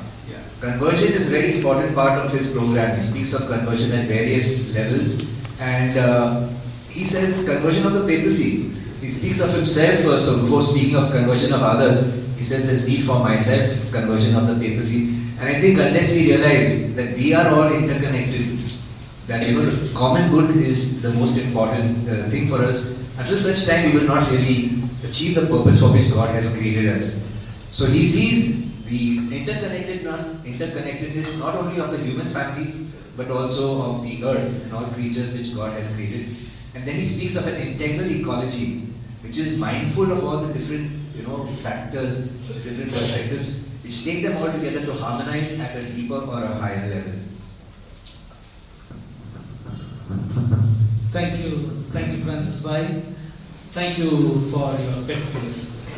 So now we shall listen to Brother Irfan Engineer.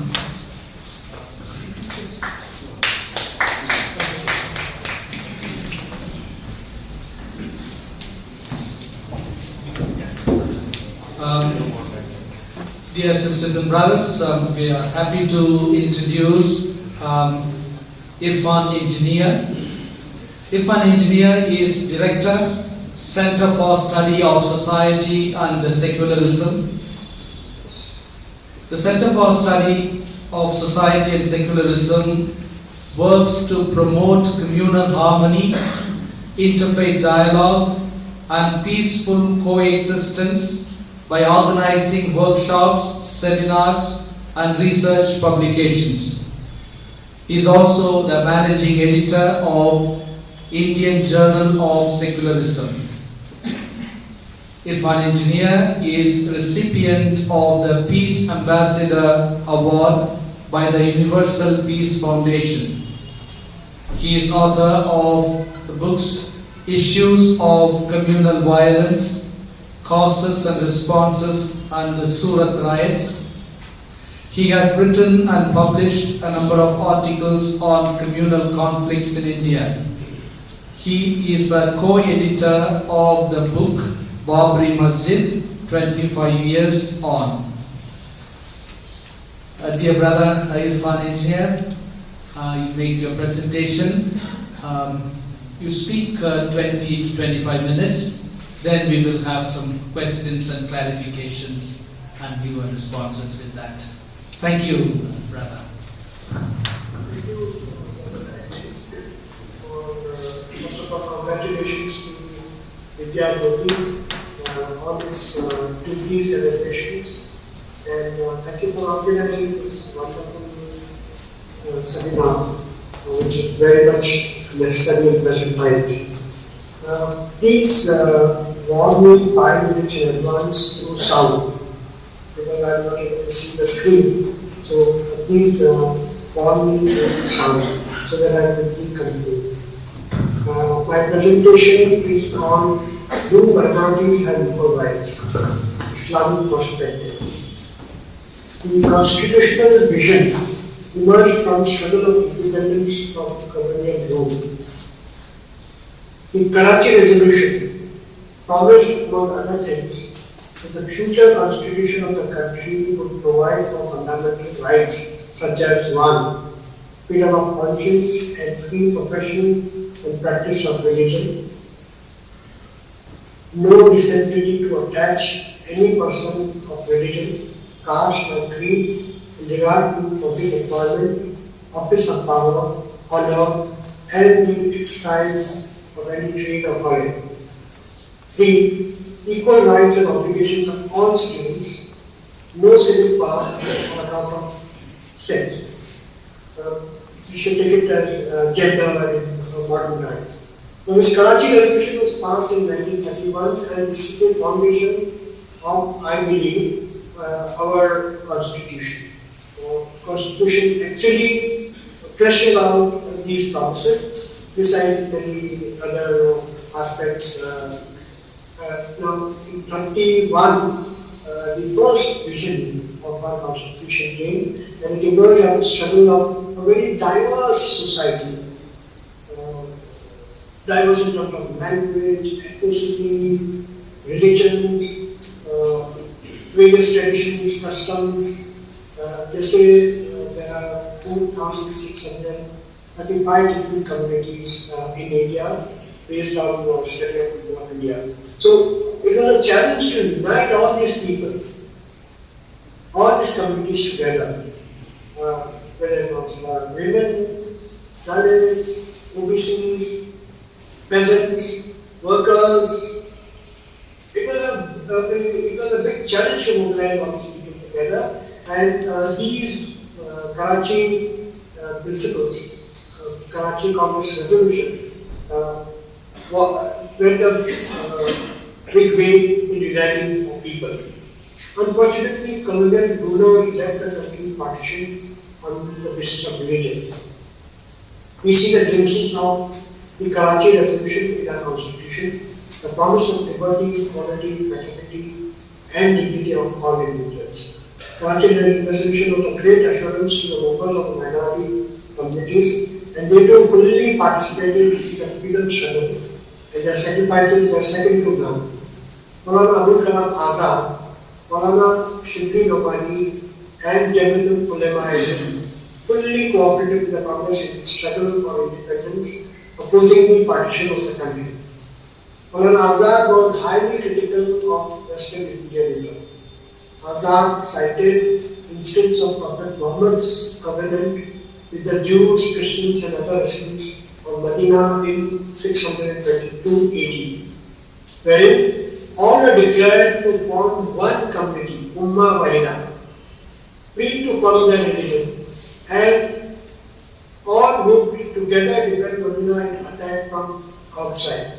From the example of Prophet of Islam, Maulana Azad and the ulamas of the Deoband opposed the idea of citizenship based on religion. They opposed the creation of Pakistan. They advocated Hindu-Muslim unity to fight for India's independence and fully cooperated with the Indian National Congress, members of Jamiatul Ulema, the apex body of Deobandi ulamas in India, extensively toured the country and addressed the Muslims, propagating that to fight for the freedom of the country is not only patriotic duty of Muslims as citizens, but also their religious duty. Muslims, led by Jamiatul Ulema, the body of Muslim theologians, would always support Indian National Congress and oppose partition of India along religious lines. They stood for Muttahida Qawmiyat, or composite nationalism, and freedom from colonial rule. They resisted imposition of Western culture, making common cause with other compatriots from other religions, believing the promise of Indian National Congress. All citizens and religious denominations would enjoy the freedom to practice their religion. Maulana Azad stated, and I am quoting, "I am a Muslim and profoundly conscious of the fact that I have inherited Islam's glorious traditions of the last 1300 years and not prepared to lose even a small part of that legacy.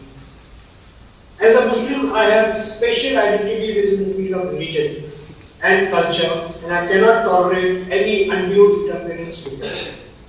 But with these feelings, I have another deep realization born out of my life's experience, which is strengthened, not hindered by the spirit of Islam. I am equally proud of the fact that I am an Indian, an essential part of that indivisible unit of Indian nationhood, a vital factor in its total makeup, without which this noble edifice will remain incomplete. I can never give up this sincere claim." Reverberating the same sentiments 75 years after independence, Maulana Mahmud Madani just recently, the president of Jamiatul Ulema, said while addressing the 34th General Session of Organization in Delhi that India belonged to and was home for all its citizens equally, including himself and the Prime Minister Narendra Modi and RSS chief Mohan Bhagwat. Neither he was an inch ahead of them, that is the Prime Minister and the RSS chief, nor were they an inch ahead of him. But then he called India as the first homeland of Hindi Muslims, and to say that Islam is a religion that came from outside is completely wrong and historically baseless. He further said that Islam was a religion of the country and one of the oldest religions. Now, the scriptural position, we know our constitution promises equality, fraternity. So I won't quote and freedom of religion. I won't quote those articles which I have done here. I'll skip them in the interest of time. Now, I'll come to Islam and Islamic position. The calling of Islam in the 7th century Arabia was in effect a reform movement to transform inhuman aspects of the then prevailing Arab adats, that is, cultural traditions, particularly killing of the girl child, neglect of the poor, orphans, and the widows, inferior status and ill treatment of women, blood feuds and revengeful punishments, and incessant tribal warfare, usurious money lending, etc. Believers have been enjoined to do good and forbid evil. Chapter 3 of Quran, verse 11. Human beings are considered as vicegerents of God and equal in human dignity without any discrimination on the basis of race, language, color, sex, belief, or religion. All human beings are descendants of Adam and Hawa and are one family, something that Brother Francis also reflected in his presentation. The Holy Quran reasserts dignity of all human beings as children of God and equality before God. As human beings possess inherent dignity, they are entitled to certain human rights, including free will and choice of actions, provided they do not harm any other person. Believers are called upon to respect the dignity of other human beings and therefore their inherent rights. They, that is, the believers are called upon to stand out firmly for God as witness to fair dealings and not to let hatred of others swerve him or her to do wrong and depart from justice. So, through free will, God granted free will, that is freedom or liberty. Now I am coming to the second aspect of the constitutional morality, justice. A believer is commanded to be just and to do justice is to do piety. So piety is equated with justice, not with your religious beliefs or religious practices alone. The believers are called upon to follow strict and highly challenging standards of justice. I am quoting from Quran chapter 4 verse 135. Stand out firmly for justice and witness to God, even as against yourself, or your parents, or your king, and whether it be against rich or poor. Unquote. Human beings are commanded to do and tread the righteous path. I am quoting from Quran chapter 26, verses 89 and 90. Only he will prosper that brings to God a sound heart. So it's not privileging Muslim believers. Only he will prosper that brings to God sound heart. Individuals are answerable for their deeds on the day of judgment. Chapter 26, verses 90 to 101 of Quran. Unlike the popular belief that Islam is intolerant religion, commanding the faithful to wage a war on unbelievers who are termed as kafirs, Islam stands for freedom of conscience. There is no compulsion in religion. Chapter 2, verse 256. A believer is commanded in chapter 109 of the Holy Quran to proclaim to those who reject faith that she would not worship what the rejecter of faith worships and vice versa. Therefore, Quran asks the believer to declare to the rejecter, to you your faith and to me mine. The Holy Quran firmly proclaims that it is, and it is reiterating that same truth which has been revealed through holy prophets before Prophet Muhammad. Allah has sent messengers to guide all peoples. Muslim theologians believe that Allah has sent 1,24,000 prophets and not all have been named in the Quran. Among the prophets named in the Quran as prophets of God include Adam, Abraham, Moses and Jesus Christ. On his last sermon, Holy Prophet of Islam proclaimed, O people, your Lord is one, and your Father is one. All of you are from Adam, and Adam was from ground. The noblest of you in Allah's sight is the most God-fearing. Arab has no merit over non-Arab, other than God-fearingness. He was addressing the Arabs and he was telling them that you are not superior over non-Arabs except on the basis of God-fearingness. Islamic law holds that Muslims and non-Muslims equal, and now how Islamic jurisprudence treated the minorities within their reign. Islamic law holds Muslims and non-Muslims equal, and no superiority or privilege is given to the non-Muslims on any ground. The history of Islam is replete with such examples. I am not reading those examples. God's reward is not only for the believers, but based on righteous path and piety. An Islamic state is responsible for protection of the minorities. However, some Muslim rulers have levied heavy jizya tax, while others like Mughal Emperor Akbar refrained from imposing jizya and abolished the jizya that was imposed before him. Quran also commands the faithful to respect right to life. Killing of any innocent person would tantamount to killing entire humanity. Again, right to life is one of the values in our Constitution, Article 21 of our Constitution. So, liberty, equality, and fraternity are not only constitutional values. Muslims find these values in their religion as well. It is therefore the duty of Muslim citizens to strive to ensure that constitutional values, human rights and democracy in India and indeed in the world is protected, respected and promoted. It is our duty not only as citizen of the country but also a believer and as a Muslim. It is imperative for all Muslims to be active citizens rather than passive observers to the situation, wherein the constitutional values are being violated and democracy is being undermined.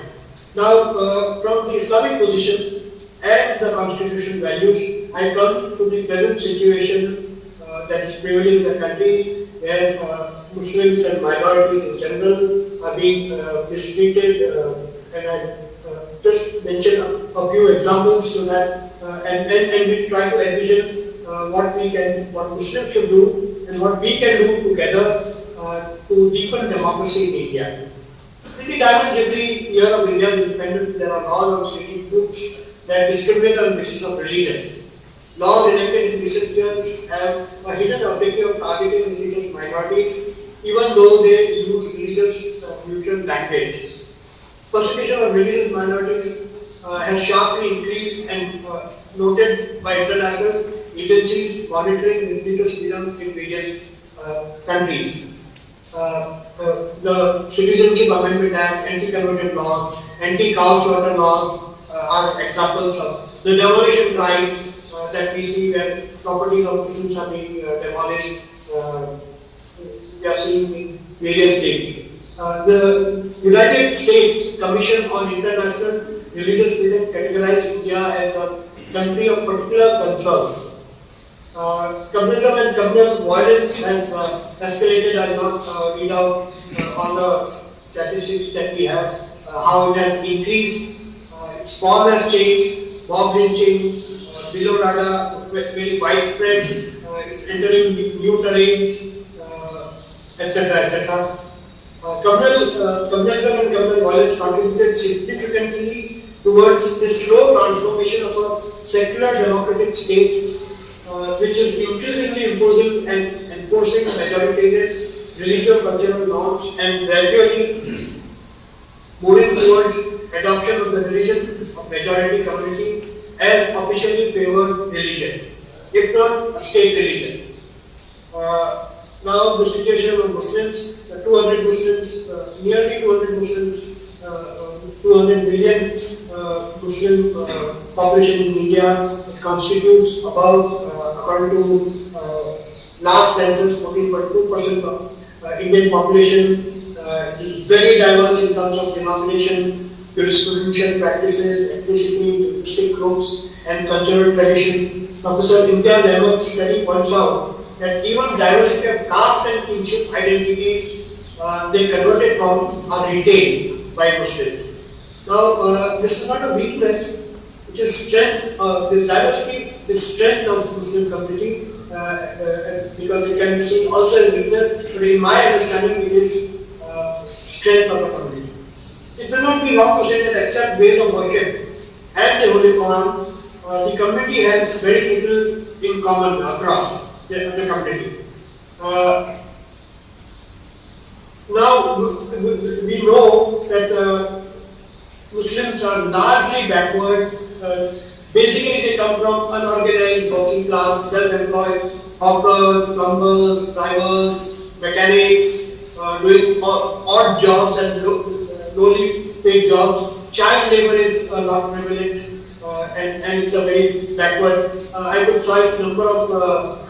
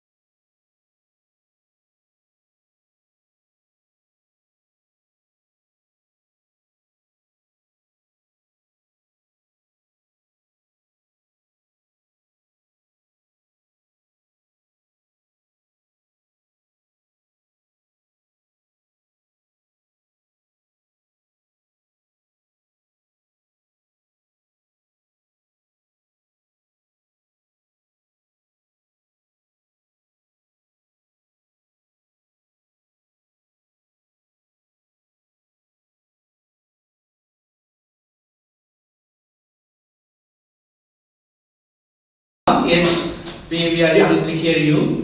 Within 2-3 minutes, if you could conclude, then we will have some time to interact with you. Alright, so now how to overcome this situation? I will just in 2 minutes talk about what we should be doing, what Muslim should be doing. The Muslim communal leadership tries to look for commonness and unite all Muslims around Sharia. Sharia laws, Aligarh Muslim University as a minority institution, as a symbol of Muslim community, and Urdu language. Linguistically, we are very diverse, and all Muslims do not speak Urdu language. And we should be trying to avoid this quest of unity as Muslims, or uniformity and commonness amongst Muslim community. Then we spur trigger of a similar action amongst Hindus and other communities. We should acknowledge that we made terrible mistakes in demanding reversal of Shabano judgment. I don't have time, but something related to upholding Sharia at any cost. Yes, the Islamic law, the Quranic way of life has to be upheld, but I see more in terms of liberty, equality, and fraternity, justice as Islamic law. So, what we need to do, therefore, very deeply, is one call for ijtihad, that is renewal of faith, to question what our mistakes were in the past, particularly those which intended to unite the entire community on communal lines, on certain common symbols, and use freedom of religion as an excuse to defend certain practices which were, I would say, in my understanding, not only un-Islamic but also discriminatory of women, Muslim women, the triple talaq, etc., etc. If we do this ijtihad, that is renewal of faith and reinterpretation, we need to do reforms and modernize ourselves. One thing that we realize that India has rich tradition of ijtihad. Muhammad Iqbal, Sir Syed Ahmad Khan, they were great people who called for this ijtihad. There is one very important doctrine of Islam, Hubbul Watani Minal Iman. Patriotism is part of our Islamic faith, and we have to respect laws in every country. We need education, modern education. We need to modernize madrasa education to include other knowledges as well. We have to acknowledge richness of our composite culture that we share with other communities. Our language, our traditions, customs, way of life, our values, common humanity that we share with other citizens. We need to defend democracy and resist injustices that are happening, not only as citizens but as members of the Muslim community. I think this is what is the way forward, uniting with all the citizens of the country to deepen democracy for democratic values, and all people of different faith can come from their own religious traditions and understandings to deepen democracy. Thank you very much for giving me this opportunity.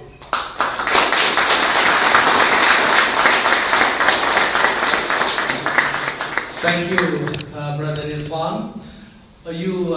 Right in the beginning, you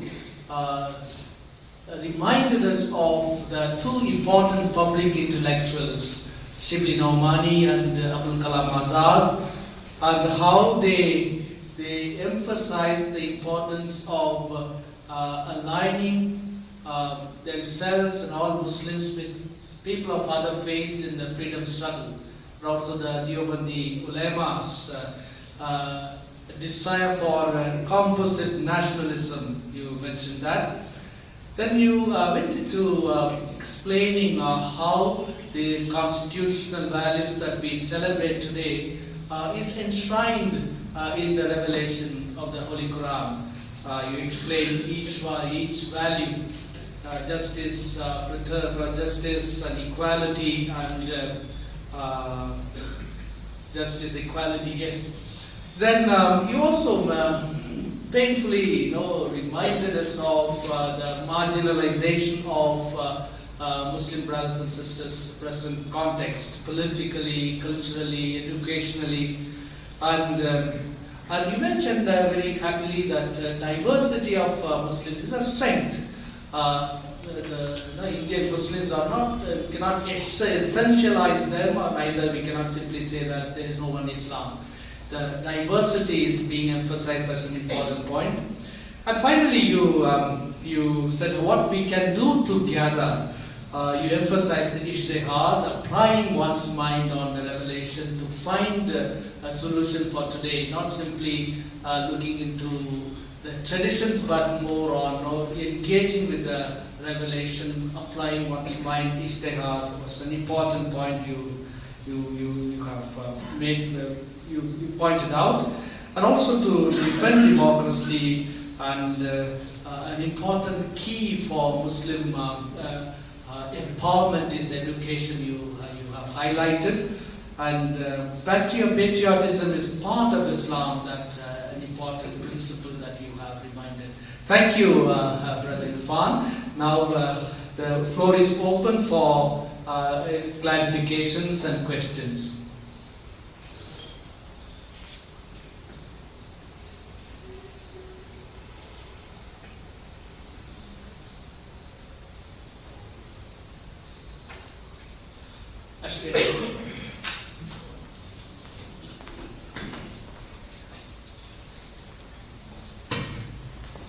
Thank you, Brother Irfan. So nicely presenting your paper. After listening to you, I have a genuine question. Now, Islam as a religion, and Muslim as a community, has done so much as a patriotism on the part of the religion and in the country. Now the question arises, now who is responsible to respond to this communal violence that happens to the Muslim community? Whether it is politicians, the politicians, or maybe the constitution is in the wrong hand, or is it the intellectuals? Now how do we respond to it? Thank you, brother, for asking that question. Very briefly, I would say there is deep distrust between the intellectual Muslims and religious leadership on one hand. There is deep distrust between the political leaders and the religious leaders on the other hand. They do not necessarily work together. That's so. That's a reality that Muslims know. I would say it is responsibility of intellectuals, religious leaders, and Muslim political leaders. We should sit together and deepen and right-thinking Muslims who respect democracy. If there is this democratic consciousness, if we spread democratic consciousness, then members of the community should force religious leaders, intellectuals. All of them have their own respective roles. Unfortunately, religious leaders emphasize merely on practice of religion. That we keep practicing Salah, Hajj, etc., Zakat, etc. Those are the 5 pillars of the faith. Fasting during Ramadan, etc. I think religious leaders need to go beyond that. They have a duty, a religious duty, to guide. So, public intellectuals amongst the Muslim community and Muslims in general, we should increase the democratic consciousness and work together. Thank you. Thank you, Brother Irfan. Father Edwin? So, Brother Irfan, it was wonderful listening to you, and from your perspective, you are following the line of your father carrying that legacy forward, and that always striving for reform from within. And that is what Francis G also mentioned, who presented that Pope Francis's reform should begin from us. Now, but why there is so much resistance for reform? That is what you see, maybe lack of education, or how can we tone down that resistance from within? Actually, there is fear in the community, and the religious leaders also resort to fear mongering among the community, as do the Hindu extremists, political extremists. They scare the community that reforming would open up Pandora's box and you would be completely Hinduized. That fear is there. If there was an assurance of religious freedom and more secure environment, I think the reformist voice would be listened more to. But we are trying to tell people, we reformists, or people like me, or intellectuals like me, liberals in the community like me, we are trying to tell people that reform for our own sake, not for defense of, there is no defense of faith in Italian tradition. Each generation has to renew its faith, renew its understanding. So reform for our own sake, and reforms will make us more secure and more inclusive in our approach towards other compatriots from other religions and other believers and other citizens. So reform for betterment of the community, particularly to ensure justice to Muslim women. That's what we tell people. We have been listened to implicitly, that's my opinion. We were ignored once upon a time, we were marginalized voices, but slowly we are being listened to more. And the community is willing, but still we have a long way to go. Thank you, Father P.R. John. Thank you, Dr. Irfan. You rightly began your paper with Karachi resolution. My question is, see, after the Second World War, British became very weak, and they, part of the international game, they abruptly divided Pakistan and India. My question is, can we ever forget this historical wound? Because you are addressing a group which theologizes on memory.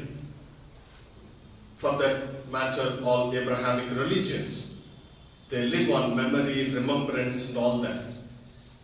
And this is precisely what the opponent group encaches on the historical memory. And even the partition, the blood came because of that memory, and every time this is evoked. And today, as you rightly said, yes, people of Islam are God-fearing people. And whereas the other camp takes this very dimension and instills fear in people, today our voices are silenced. And what would be your take on this? Yes, we actually, partition had many causes. One, I mean, the British colonial rule, that divide and rule policy. British was weakened during Second World War, as you rightly pointed out. British Congress in 1942 gave a call for quit India, whereas Britishers needed Indian support, and that support came from Muslim League, which gave a call for joining the British Army on one hand, and Hindu Mahasabha on the other hand. Savarkar and Hindu Mahasabha, they supported the Britishers.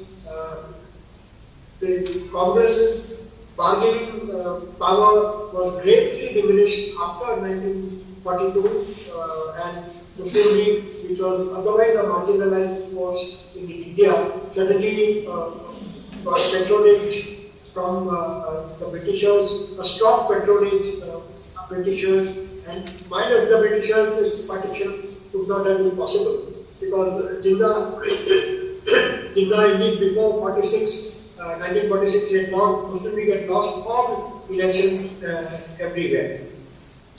So we have to acknowledge it's not Indian Muslims who dictated partition. There are political reasons. Communal leadership amongst Muslims is responsible. One, Britishers are responsible. To some extent, the politics of the day, how Congress played out, etc., etc. But yet, the tragedy, more than 10 million people were displaced. Abductions, rapes, killings, riots, in which more than 1 million people were killed. It was a great human tragedy. What Sikh religion did this time, that they did remember partition tragedy, when Sikhs were also killed. But they also remembered victims from Muslim victims. Because of communal politics on this side of the border. I think we have to remember our memories in fullness, wholeness, reconcile, acknowledge whatever wrongs we have committed. So I think that would be not ignoring memories, not forgetting memories, because memories can never be forgotten. We have to understand, reconcile ourselves, and turn that chapter, visit that chapter to learn our lessons and march ahead to build a new future. Thank you. Last question by Father Vinay. Dear Brother Irfan, thanks so much for your wonderful presentation. In the context of India, recently we had the controversy on the use of burqa and hijab, especially in the schools and the educational institutes. I fully agree with you, some certain religious practices and values, they have the longest standing traditions in the context of particular religion, but at the same time you also spoke of the reformation from the within. So how do you look at it, the use of certain practices, especially burqa and hijab in the educational institutes? Thank you. Quranic verses say, call upon men and women to dress modestly. It is not been defined. What is modest dress? And modest dress is culture specific. For example, in Bahrain, women wear skirts, and it is a very common part of them to wear short skirts, part of their religious tradition, their cultural practices. Whereas that would be seen immodest outside Bahrain or in many conservative Muslim countries. So modesty in dressing is the norm. Now, if certain religious leadership defines modesty in certain terms, that you will cover your face, etc., or a dress of particular kind has to be worn and imposed by the state or by the community, this is what we oppose. In Iran, I would stand for women who are fighting to give up burqa and believing that Islam is with the Muslim women of Iran who are fighting against burqas. But I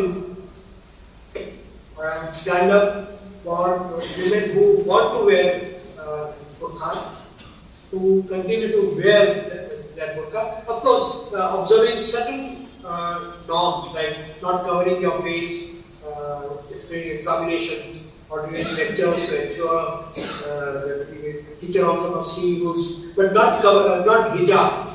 Hijab, which means just covering your head, wearing a headscarf. I would stand up if Muslim girls, education is more important than what the dress you wear. There is a political motive in that. They wanted to problematize Muslim way of life and exclude Muslims from educational institutions. That was a political challenge, and I would stand with individual choice of women to choose that dress. Thank you so much for your responses, and also We are very grateful to you for accepting to prepare a presentation and be with us and giving your time for us. We are very grateful. So let's give Brother Juan a round of applause.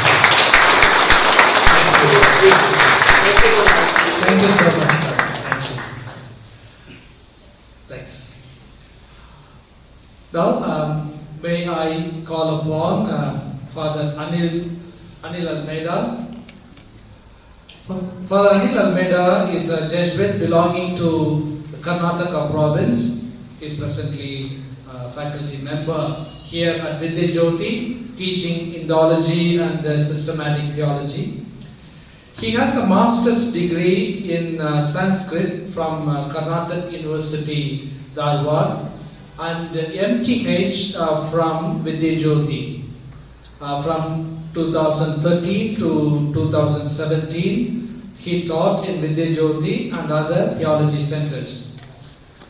He obtained a doctorate degree from Boston College for his research in Ramcharitra-Manas. Comparative theology is his forte. He rejoined the faculty of Vidyajyoti this academic year as a teacher and director of fieldwork. Welcome, Father Anil.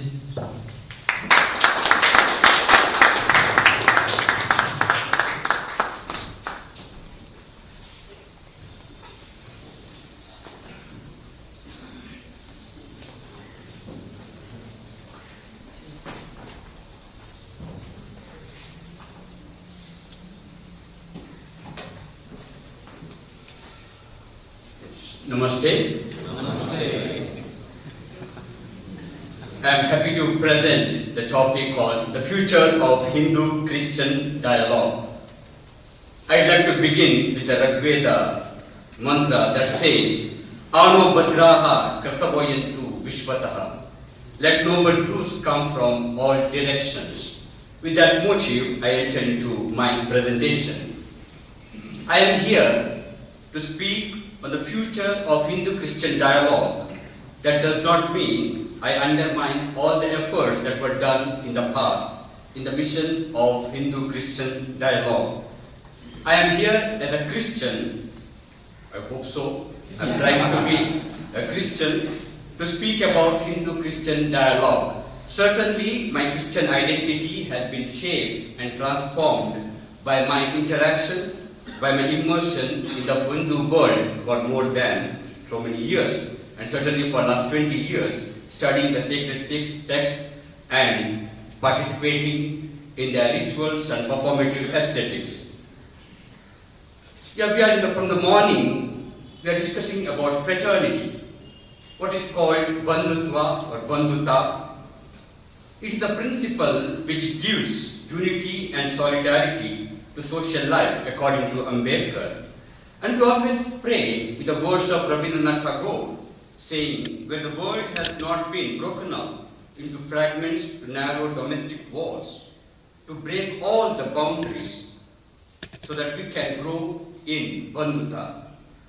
And to grow in fraternity, we need to encounter and dialogue with other religions.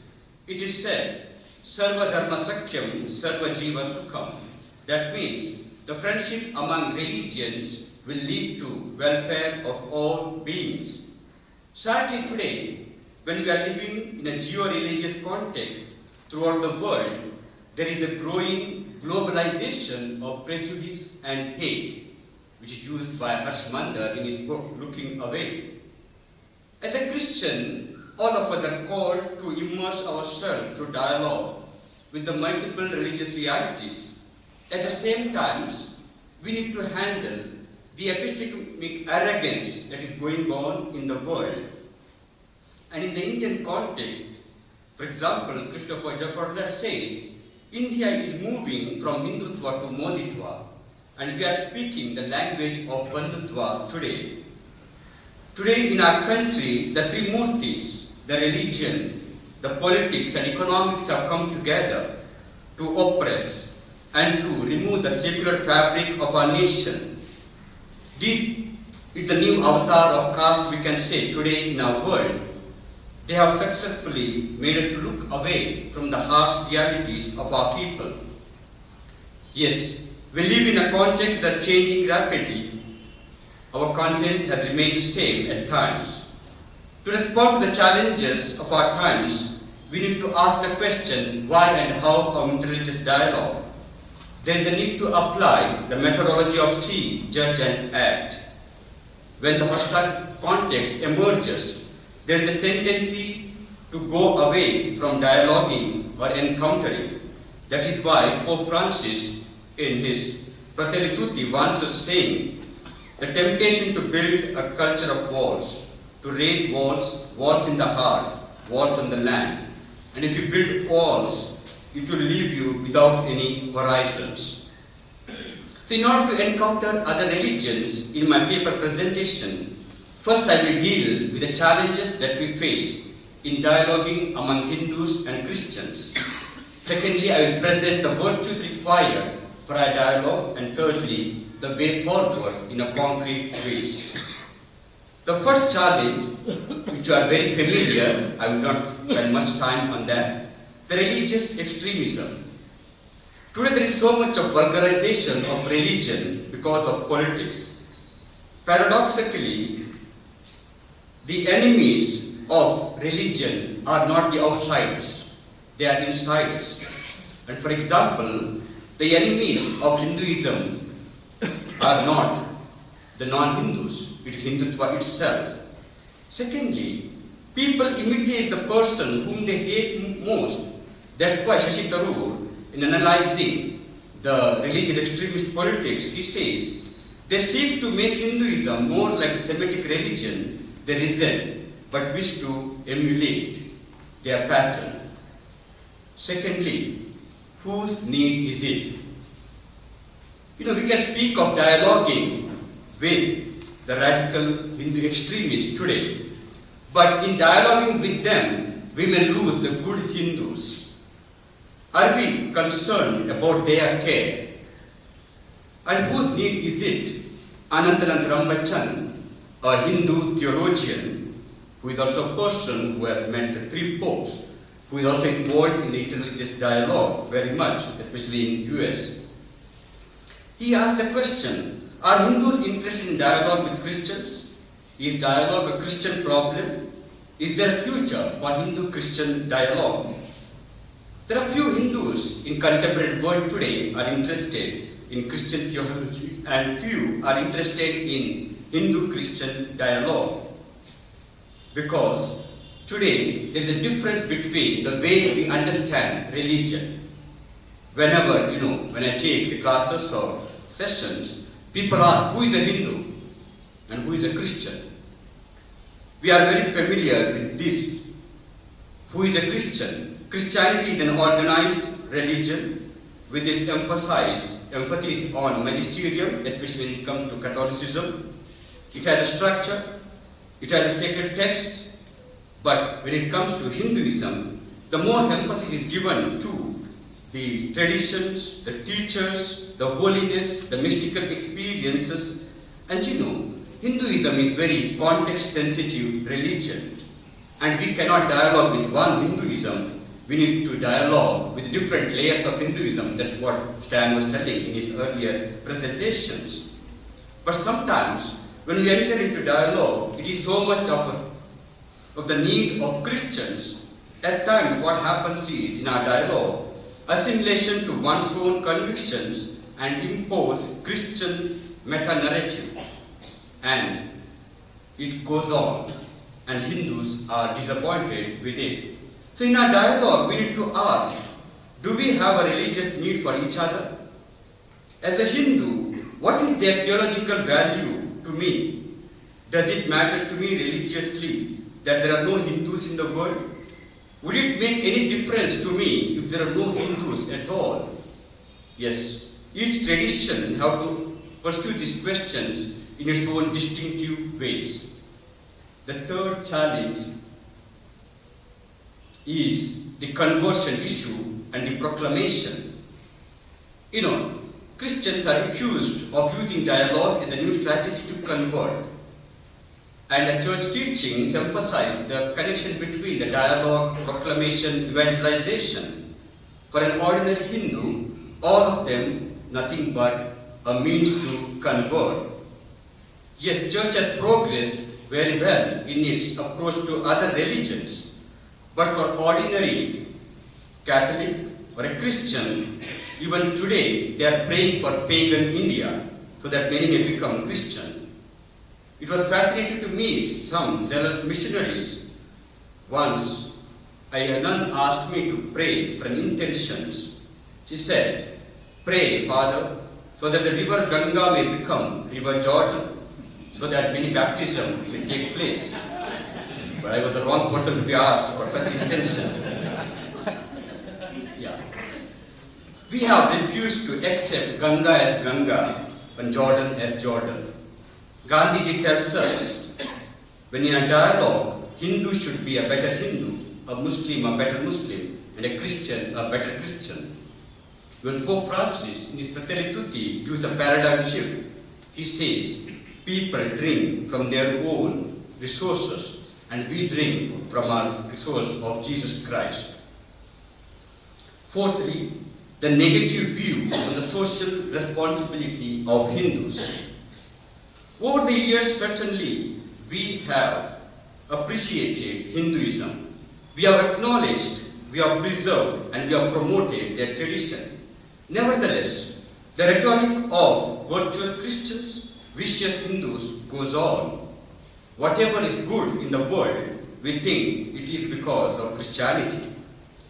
That is why Charles Kimball, in his book, When Religion Becomes Evil, says, it is all too human to compare the ideal version of one's own religion with the visibly flawed lived reality of other religion, a tendency found in all humans. That's why Swami Vivekananda, he reminded, holiness, purity and charity are not the exclusive possessions of any church in the world, and that every system has produced men and women of most exalted character who are committed to the poor. Even Ambedkar, who criticized Hinduism for its oppressive structures, in his writing in the Annihilation of the Caste, he says, the principle of liberty, equality, fraternity, they are there in Hinduism. It may not be necessary for us to borrow from foreign sources, and that is why he chose to be a Buddhist and not a Christian.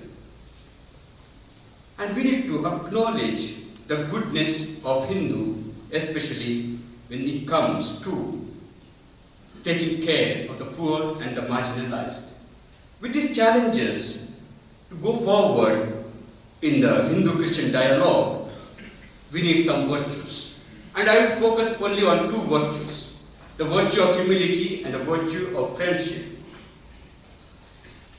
The humility, hospitality, empathy, interconnectedness, all these are necessary for promoting a culture of encounter. Among them, humility is essential. Every religion preaches humility, exhorts its adherents to be humble. And even today in the morning mass, in our community, we had on the theme of humility.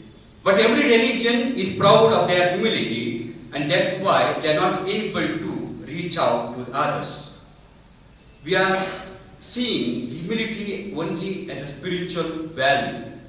Catherine Cornell, a professor at Ecclesiastical College, in her writings she says, we need to grow into epistemic humility or the doctrinal humility. That is, a certain degree of admission of the finite and limited ways in which the ultimate truth has been grasped and experienced. Given the challenges and dangers posed by the self-sufficiency and the claims of religion makes us not other-centered, and we think other is not needed. How do we become humble? And how do we grow in a virtue of humility, especially the epistemic humility? Theology of religions, with its categories of exclusivism, inclusivism, pluralism, all these phrases evaluated epistemologically the status of other religions, but we forgot the vital component of learning from other traditions. The willingness to learn and to listen from others is very important. Only then you can grow in doctrinal humility. Gandhi said, "You cannot give without taking. If you have come to give rich treasures of experience, open your hearts out to receive the treasures of this land, and you will not be disappointed. Neither will you have misread the message of the Bible." Amaladas says, "If the church is aware of its limitation in the pilgrim church, it will certainly be open to dialogue, to give and to receive." The dialogue entails a warm reception and not a preemptive condemnation of the other. Do we realize that we have much to learn from each other? It is an ongoing need to build relationships that are nurtured in the soil of mutual learning from each other. Francis Clooney states that a willingness to listen to believers in other traditions and to learn from their theological reflection is well thought out as a part of greater intercultural and interreligious exchange. Learning from others requires humility, openness, and discernment. For instance, yes, the social responsibility in Hinduism is little lower, and that is why the person whom I referred earlier, he says, the common good, solidarity, all these have to be learned from the Christian tradition, and that is why he authors a book, A Hindu Theology of Liberation. And he says, even Christians have to learn from the Hindus, especially the dimension of mercy, the daya and the karuna, and also the universality of a religion. And how do we learn? Deeper encounter and immersion in the sacred text, the rituals, the aesthetics of other faith traditions will enable us to learn. The second virtue that we need to have is friendship.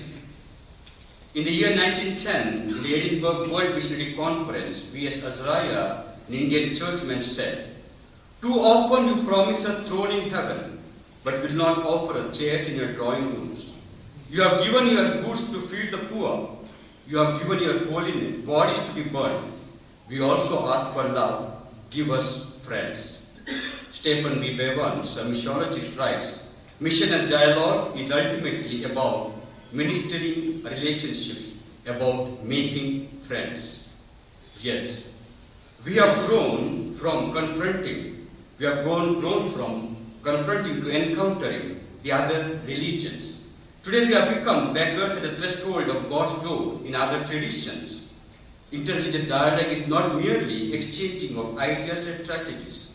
We need to open our horizons by having good friends in other religions. That's why Pope Paul VI told us how vital it is for the world and how greatly desired by the Catholic Church that the way two should meet together and get to know each other and love one another. Robert Spryter, in his own analysis of religious violence, says, "The religious extremism grows when the other is my enemy. To counteract that, we need to grow in friendship."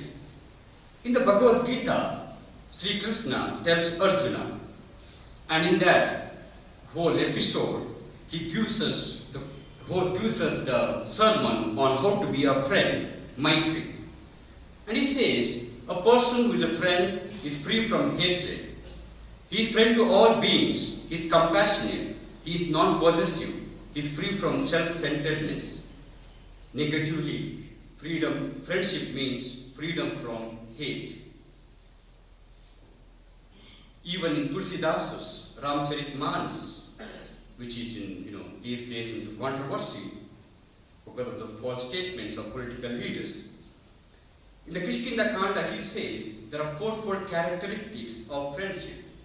That is, friendship infused with compassion, ethical obligation, trust, and generosity. Charles de Foucault, who lived among the Muslims, in his own life tried to become friends with the Muslims. When you become friend with the other, the religion of my brother becomes a personal religion concern for me also. It is a very important point. When Hindus are attacked, do I feel that he or she is my brother and my friend? So how do we move forward in our dialogue? We need to move dialogue into a secular sphere. What does that mean? Interreligious dialogue, especially among the Hindus and Christians, has remained within the four walls of religious circle. In the bargain, what has happened is there is a claim of superiority, both from Hindus as well as from Christians, about their religions. Today we need to come together, learn from each other, and take these learnings to build the constitutional values in our secular sphere. And we have the example in our own history. Gandhi, who remained a devout Vaishnavite, who was rooted in his own traditions, had a good relationship with C.F. Andrews and Abdul Ghaffar Khan and others, and she was able to preach spiritual humanism. He was able to speak about Daridra Narayana. He was able to preach about God of the poor, and that is how he learned from interreligious dialogue and was able to communicate his love for the poor. Secondly, he also, Ambedkar, for example, his social democracy emerged from his own experience of Buddhism. And if you do not take interreligious dialogue to the secular sphere, we would not be caring for the poor. Aloysius Pieris, a Sri Lankan Jesuit, when you do theology in Asia, he said, we need to have double baptism with the multiple religions and multiple poor. And in the dialogue ministry, most often we have forgotten the poor. So, if you take the dialogue into secular sphere, certainly we will be able to care for the others. Secondly, we need to heal memories through reconciliation. Romila Thapar said, those who do not understand the past or refuse to understand it invariably end up in misunderstanding the present and are unable to move forward into the future. We have created a lot of wounds, and that wounded psyche is responding in a way us and they, and we need to grow in healing these memories. Thirdly, we need to move towards an engagement, not with the traditional theology of religions, but a new method of comparative theology given by Francis Clooney, which is called a new comparative theology, which seeks understanding. At the same time, it involves greater learning and greater immersion into the world of the other. Fourthly, the ritual, traditions in the dialogue. We have kept far away the rituals, the aesthetics, the stories, the narratives of Hinduism. Every dialogue means using the hermeneutics of generosity, hermeneutics of appreciation. Our cognitive approach to dialogue has made us not to involve deeply in the religious ritual tradition of the other. The dialogue has remained elitist, even intellectualist, therefore has become too narrow. Engaging in the rituals is a risky business. We have a role, we have various questions, theological questions. Can I bow before Buddha? Can I bow before Hanuman? Can I take prasad? And all these issues will come. But to appreciate a religion, we need to get involved in the ritual traditions of the other. Then we will be able to understand the Hindu other deeply. Because for Hindus, rituals are the core element of their identity. Fifthly, we need to acknowledge the role of women in interreligious dialogue. Still, interreligious dialogue has become predominantly male-dominated, and every interreligious dialogue will find only men representing the religion. But the Hindu-Christian dialogue is going on in various parts of India, especially. For example, Vandana Mataji, the Turiya Mataji, the Prasanna Devi, or the sisters living in the Ghats in Varanasi. All these are few examples of women doing dialogue of life. Can we acknowledge their role in the interreligious dialogue? And sixthly, has dialogue become a pastoral tool? Has it just remained, in the theological formation? Does our priests use them as a pastoral tool to deal with the other religions? In conclusion, in all our dialogue, it is not enough to look for, peace and harmonious existence. Raymond Panikar told us it is insufficient. We need to move towards creating a heart for the Hindu other. In our dialogue, if we do not create this, we will not be able to dialogue meaningfully. And that is where Peter Fan gives us 3 models. Be a migrant, be a host and guest, and be a pilgrim in other religions. When we dialogue with other religions, let us not forget, we need dialogue, we need to encounter others. Because alone and isolated, Hinduism is threatened.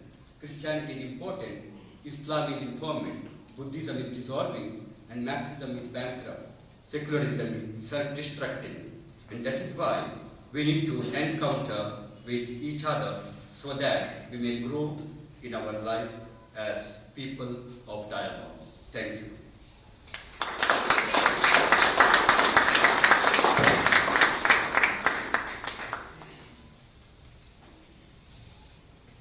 Thank you.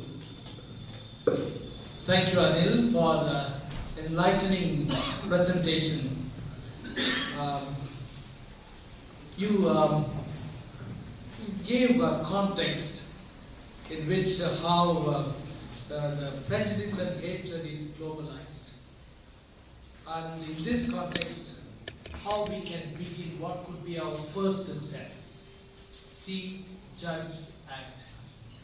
Then you enumerated the challenges of Hindu-Christian dialogue, how like religious extremism, in whose name we dialogue, and the conversion issue, and negative views on social responsibility of Christian. You explained each challenge in a very precise and clear way. That's very, very helpful.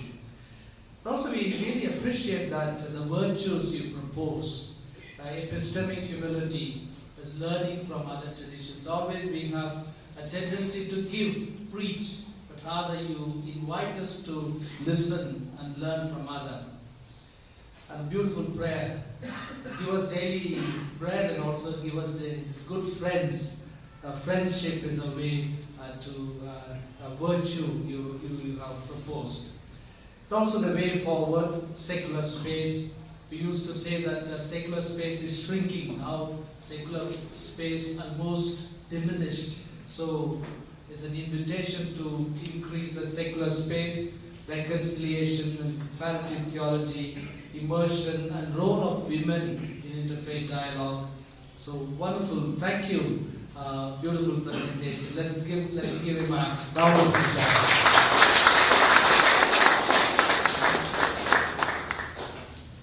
May I invite Brother Sujit Minj to come and honor Father Anil Almeida.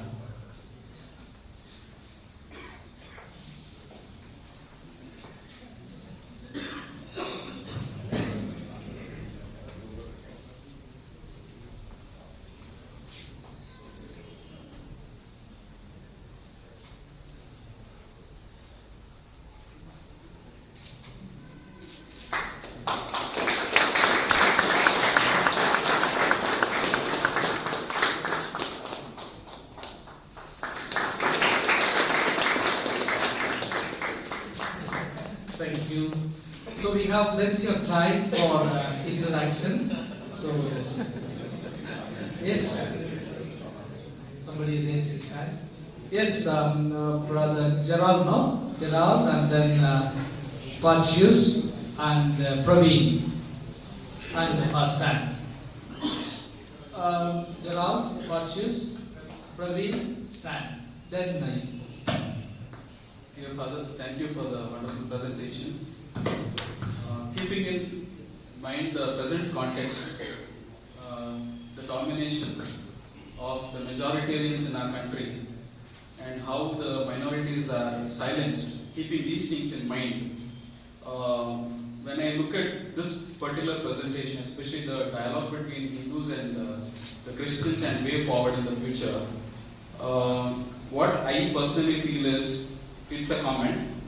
A better Hindu and a better Christian will be always open for dialogue. and you have beautifully you have presented the virtues that are required for a better dialogue. The problem makers in our country, especially when we see, I don't think so they are really rooted in the traditions of, let's say, Hinduism. And they dominate and they silence the minorities.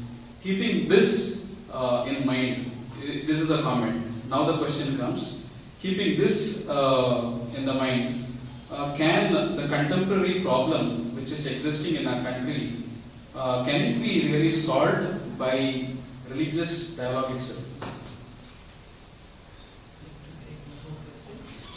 One more, what you say? Yeah, thank you for that. I would like to take the reflection forward from one of those virtues, that is friendship. So, from what stops us from being friends with the other is the walls that we build around ourselves.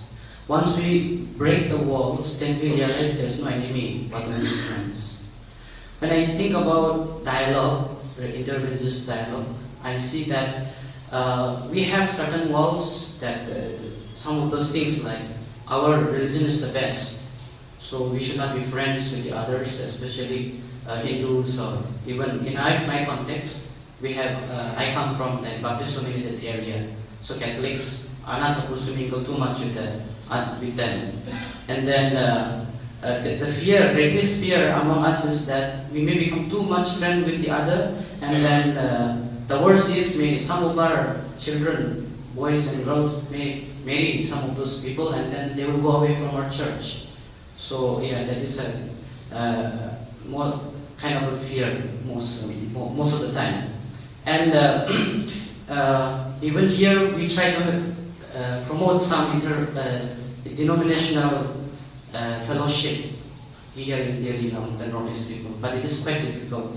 So my question is like, how can we go about dialoguing with this kind of background?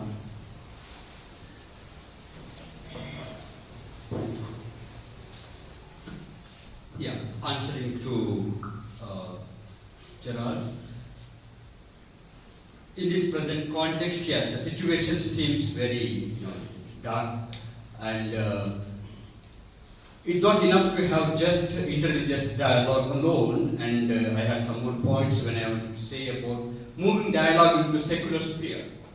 What I meant was, certainly working for the poor, and also moving dialogue with from the social reality, political reality. Unless we do that, if it remains only within our own religious people, it may not bear any fruit.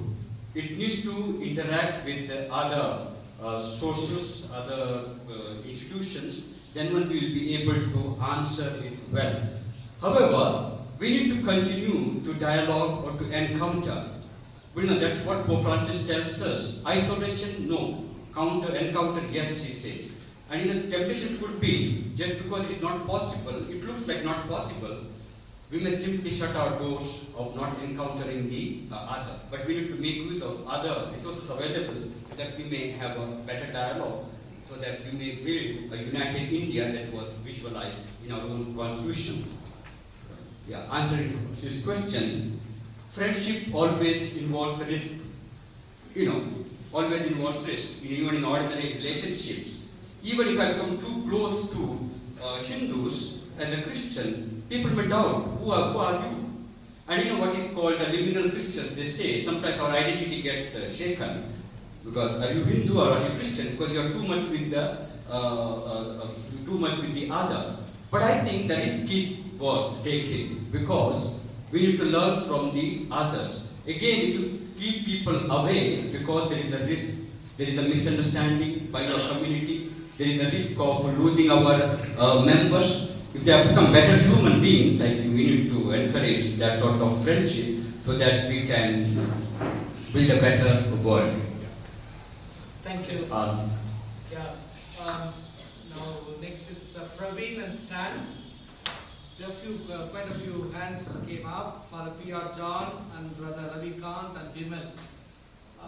We'll take maybe Praveen and Stan together. Praveen. Keep the questions brief so that. Yes. So, thank you for your good presentation, Father. I was reminded of a quote from Swami Vidyajyoti who said, "Had I lived in the time of Jesus Christ, I would have washed his feet not with my tears, but with the blood of my heart." He was the admirer of Christ, and also there are, to some extent, Christianity. Similarly, there are many admirers of Hinduism from Christianity. You are one of the examples. So my question here is, most often the dialogues are happening between these admirers. And with my little knowledge, I feel if the dialogues are happening between these admirers, it's not going to bear much fruit. So what about including the right and left wing extremists, or more than that, the zealots in our dialogues, so that the problems might be solved? We cannot give a solution, but might. So what is your view on that? Thank you for presenting this, and especially I appreciated that you brought in women as dialogue partners. We think of only the academic, intellectual persons as dialogue partners. But it's our families, our parents, our teachers, our ordinary people are major dialogue participants. That's important, I think, to highlight that. Yeah. With regard to the default teaching model, I have only I think Vishwaguru should be given to Christianity than anything else. I have something to teach and you have something to learn. There was a sister who was in the train. This is a real example. Pilgrims coming back from Ganga, and then whole night she was telling him in the train about how wrong Hinduism is and Christianity is. It was an international conference in Bangalore. I said, "Sorry sister, I think you missed a big opportunity. You should have asked them what has happened to you." She didn't have 1 second to listen to the people who had been on a pilgrimage to the Ganga, but she was exhorting them all the time what was wrong with them. Simply, there was absolutely no humility to learn from the other. I have something to teach you with all goodwill, but I have nothing to learn from the other. I think the synodal virtue of listening and learning from the other is very important. And I think, Gerald, I got a shocking sentence in my life in this line. You know, all the Hindus and everything is wrong with them? Is nothing, in all the Hindus in India, there's nothing to inspire you means, I think that's a huge statement that you have made. I'm not blaming you, I'm saying the power of the statement that you made, where are those good Hindus to whom I can dialogue with? That's a big question many may be having. But then that is telling about how many do we know, how do I encounter them? All the teachers that you know, all my village people, all the millions of people that we know as good Hindus, if we are not able to give that credit to them, then I think there's a long way to understand Hindus.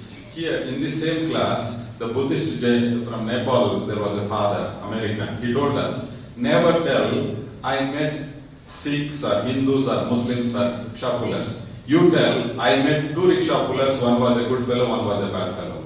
Don't speak about rickshaw pullers because you will never meet rickshaw pullers. John Locke, I think, Father John Locke gave us a lesson here, Buddhism, Hinduism, Jainism. Never tell, I met all the rickshaw pullers, all auto and all auto wallahs are bad. In Bangalore, maybe 50 auto wallahs I met, 2 of them cheated me, 10 were very good, where others were fair.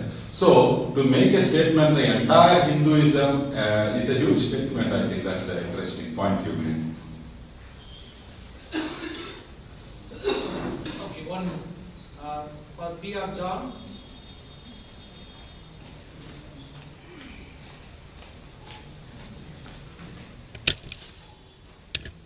Thank you, Father Anil, for your paper, and much Western authors were referred.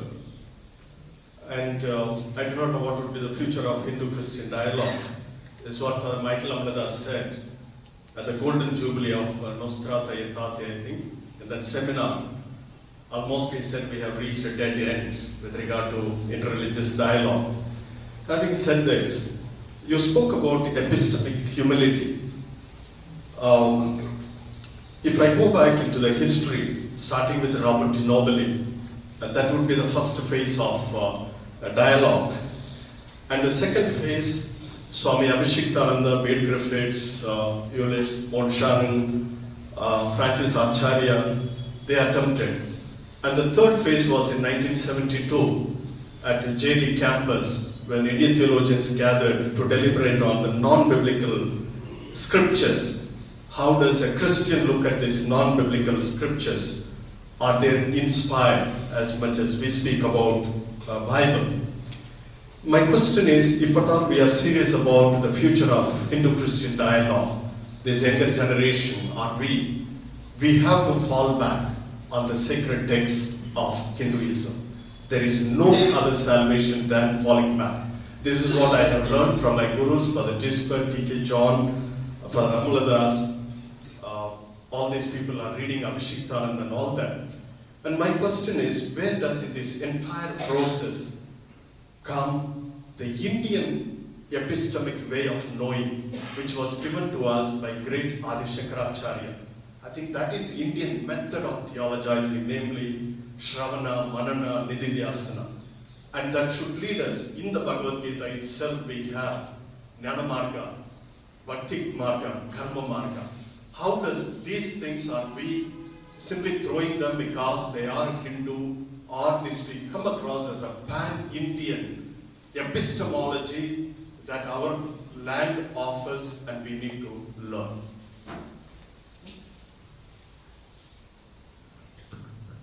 Yes, should we dialogue with the RSS or the right or left wing? Yeah. Efforts were made in the past, including the Delhi Archdiocese, and that was not a success story. Even I made an attempt when I was in Varanasi. That was not a success story. However, we cannot, we need to keep open this option that we need to dialogue with this and to listen to their side of story. But most often what has happened is, this is what we think of you and this is what we do.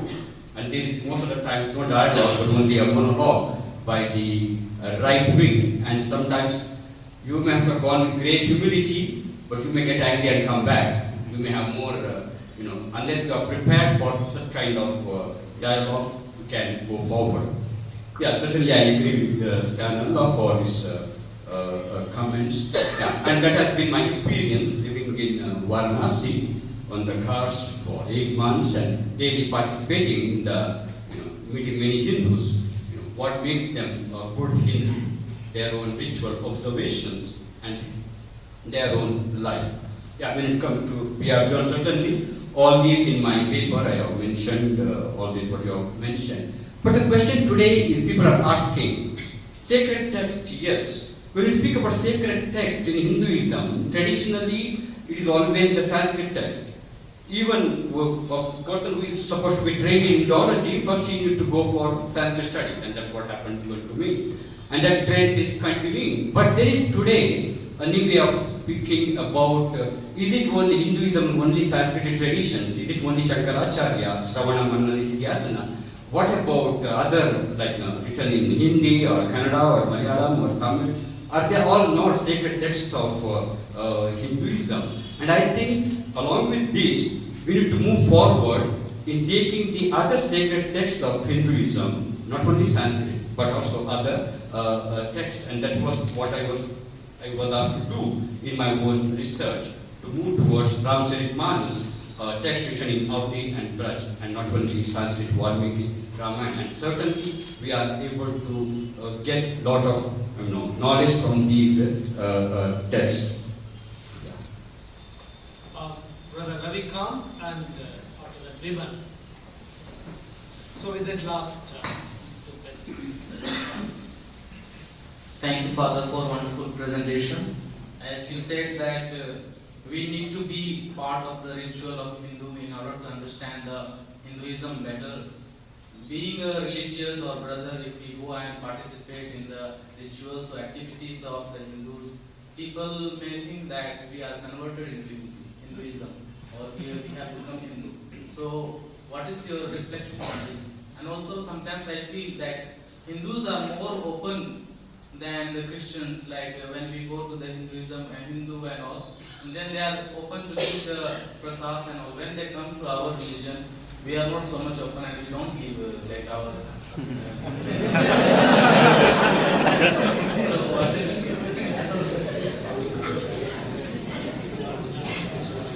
When we talk about dialogue in terms of religions, I still remember during the freedom struggle of India, when Gandhi was dialoguing with the British people for the freedom of India, Ambedkar was dialoguing with Gandhi for the social and economical freedom of the people.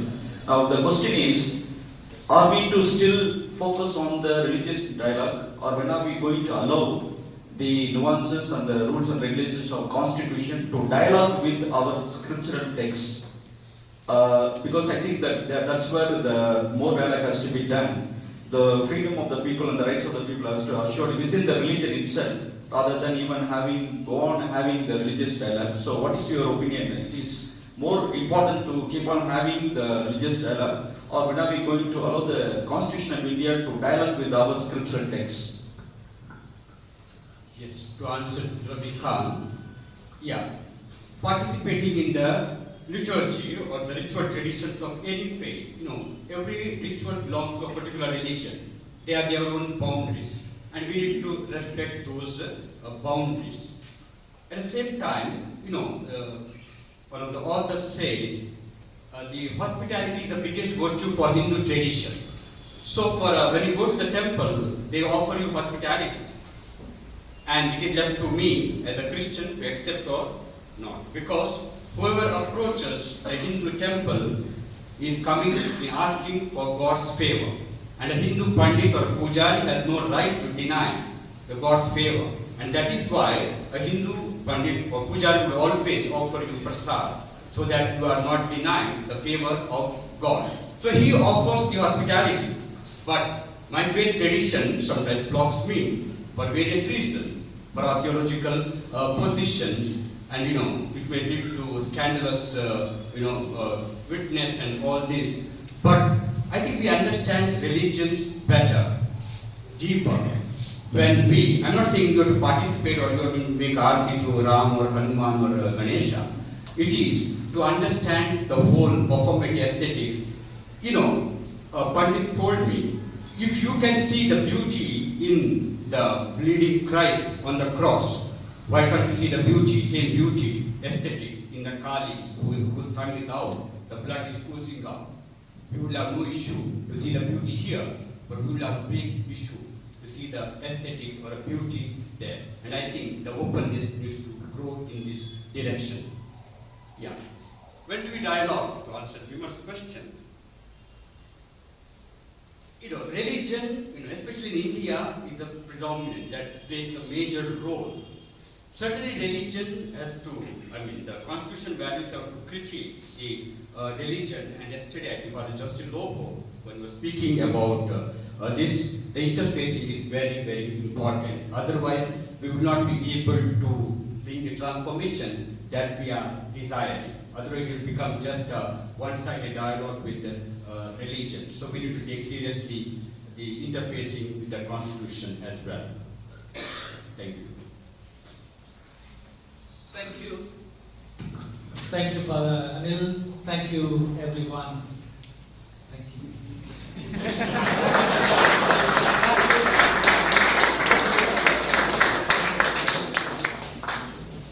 Thank you very much, Father Richard, for moderating the session.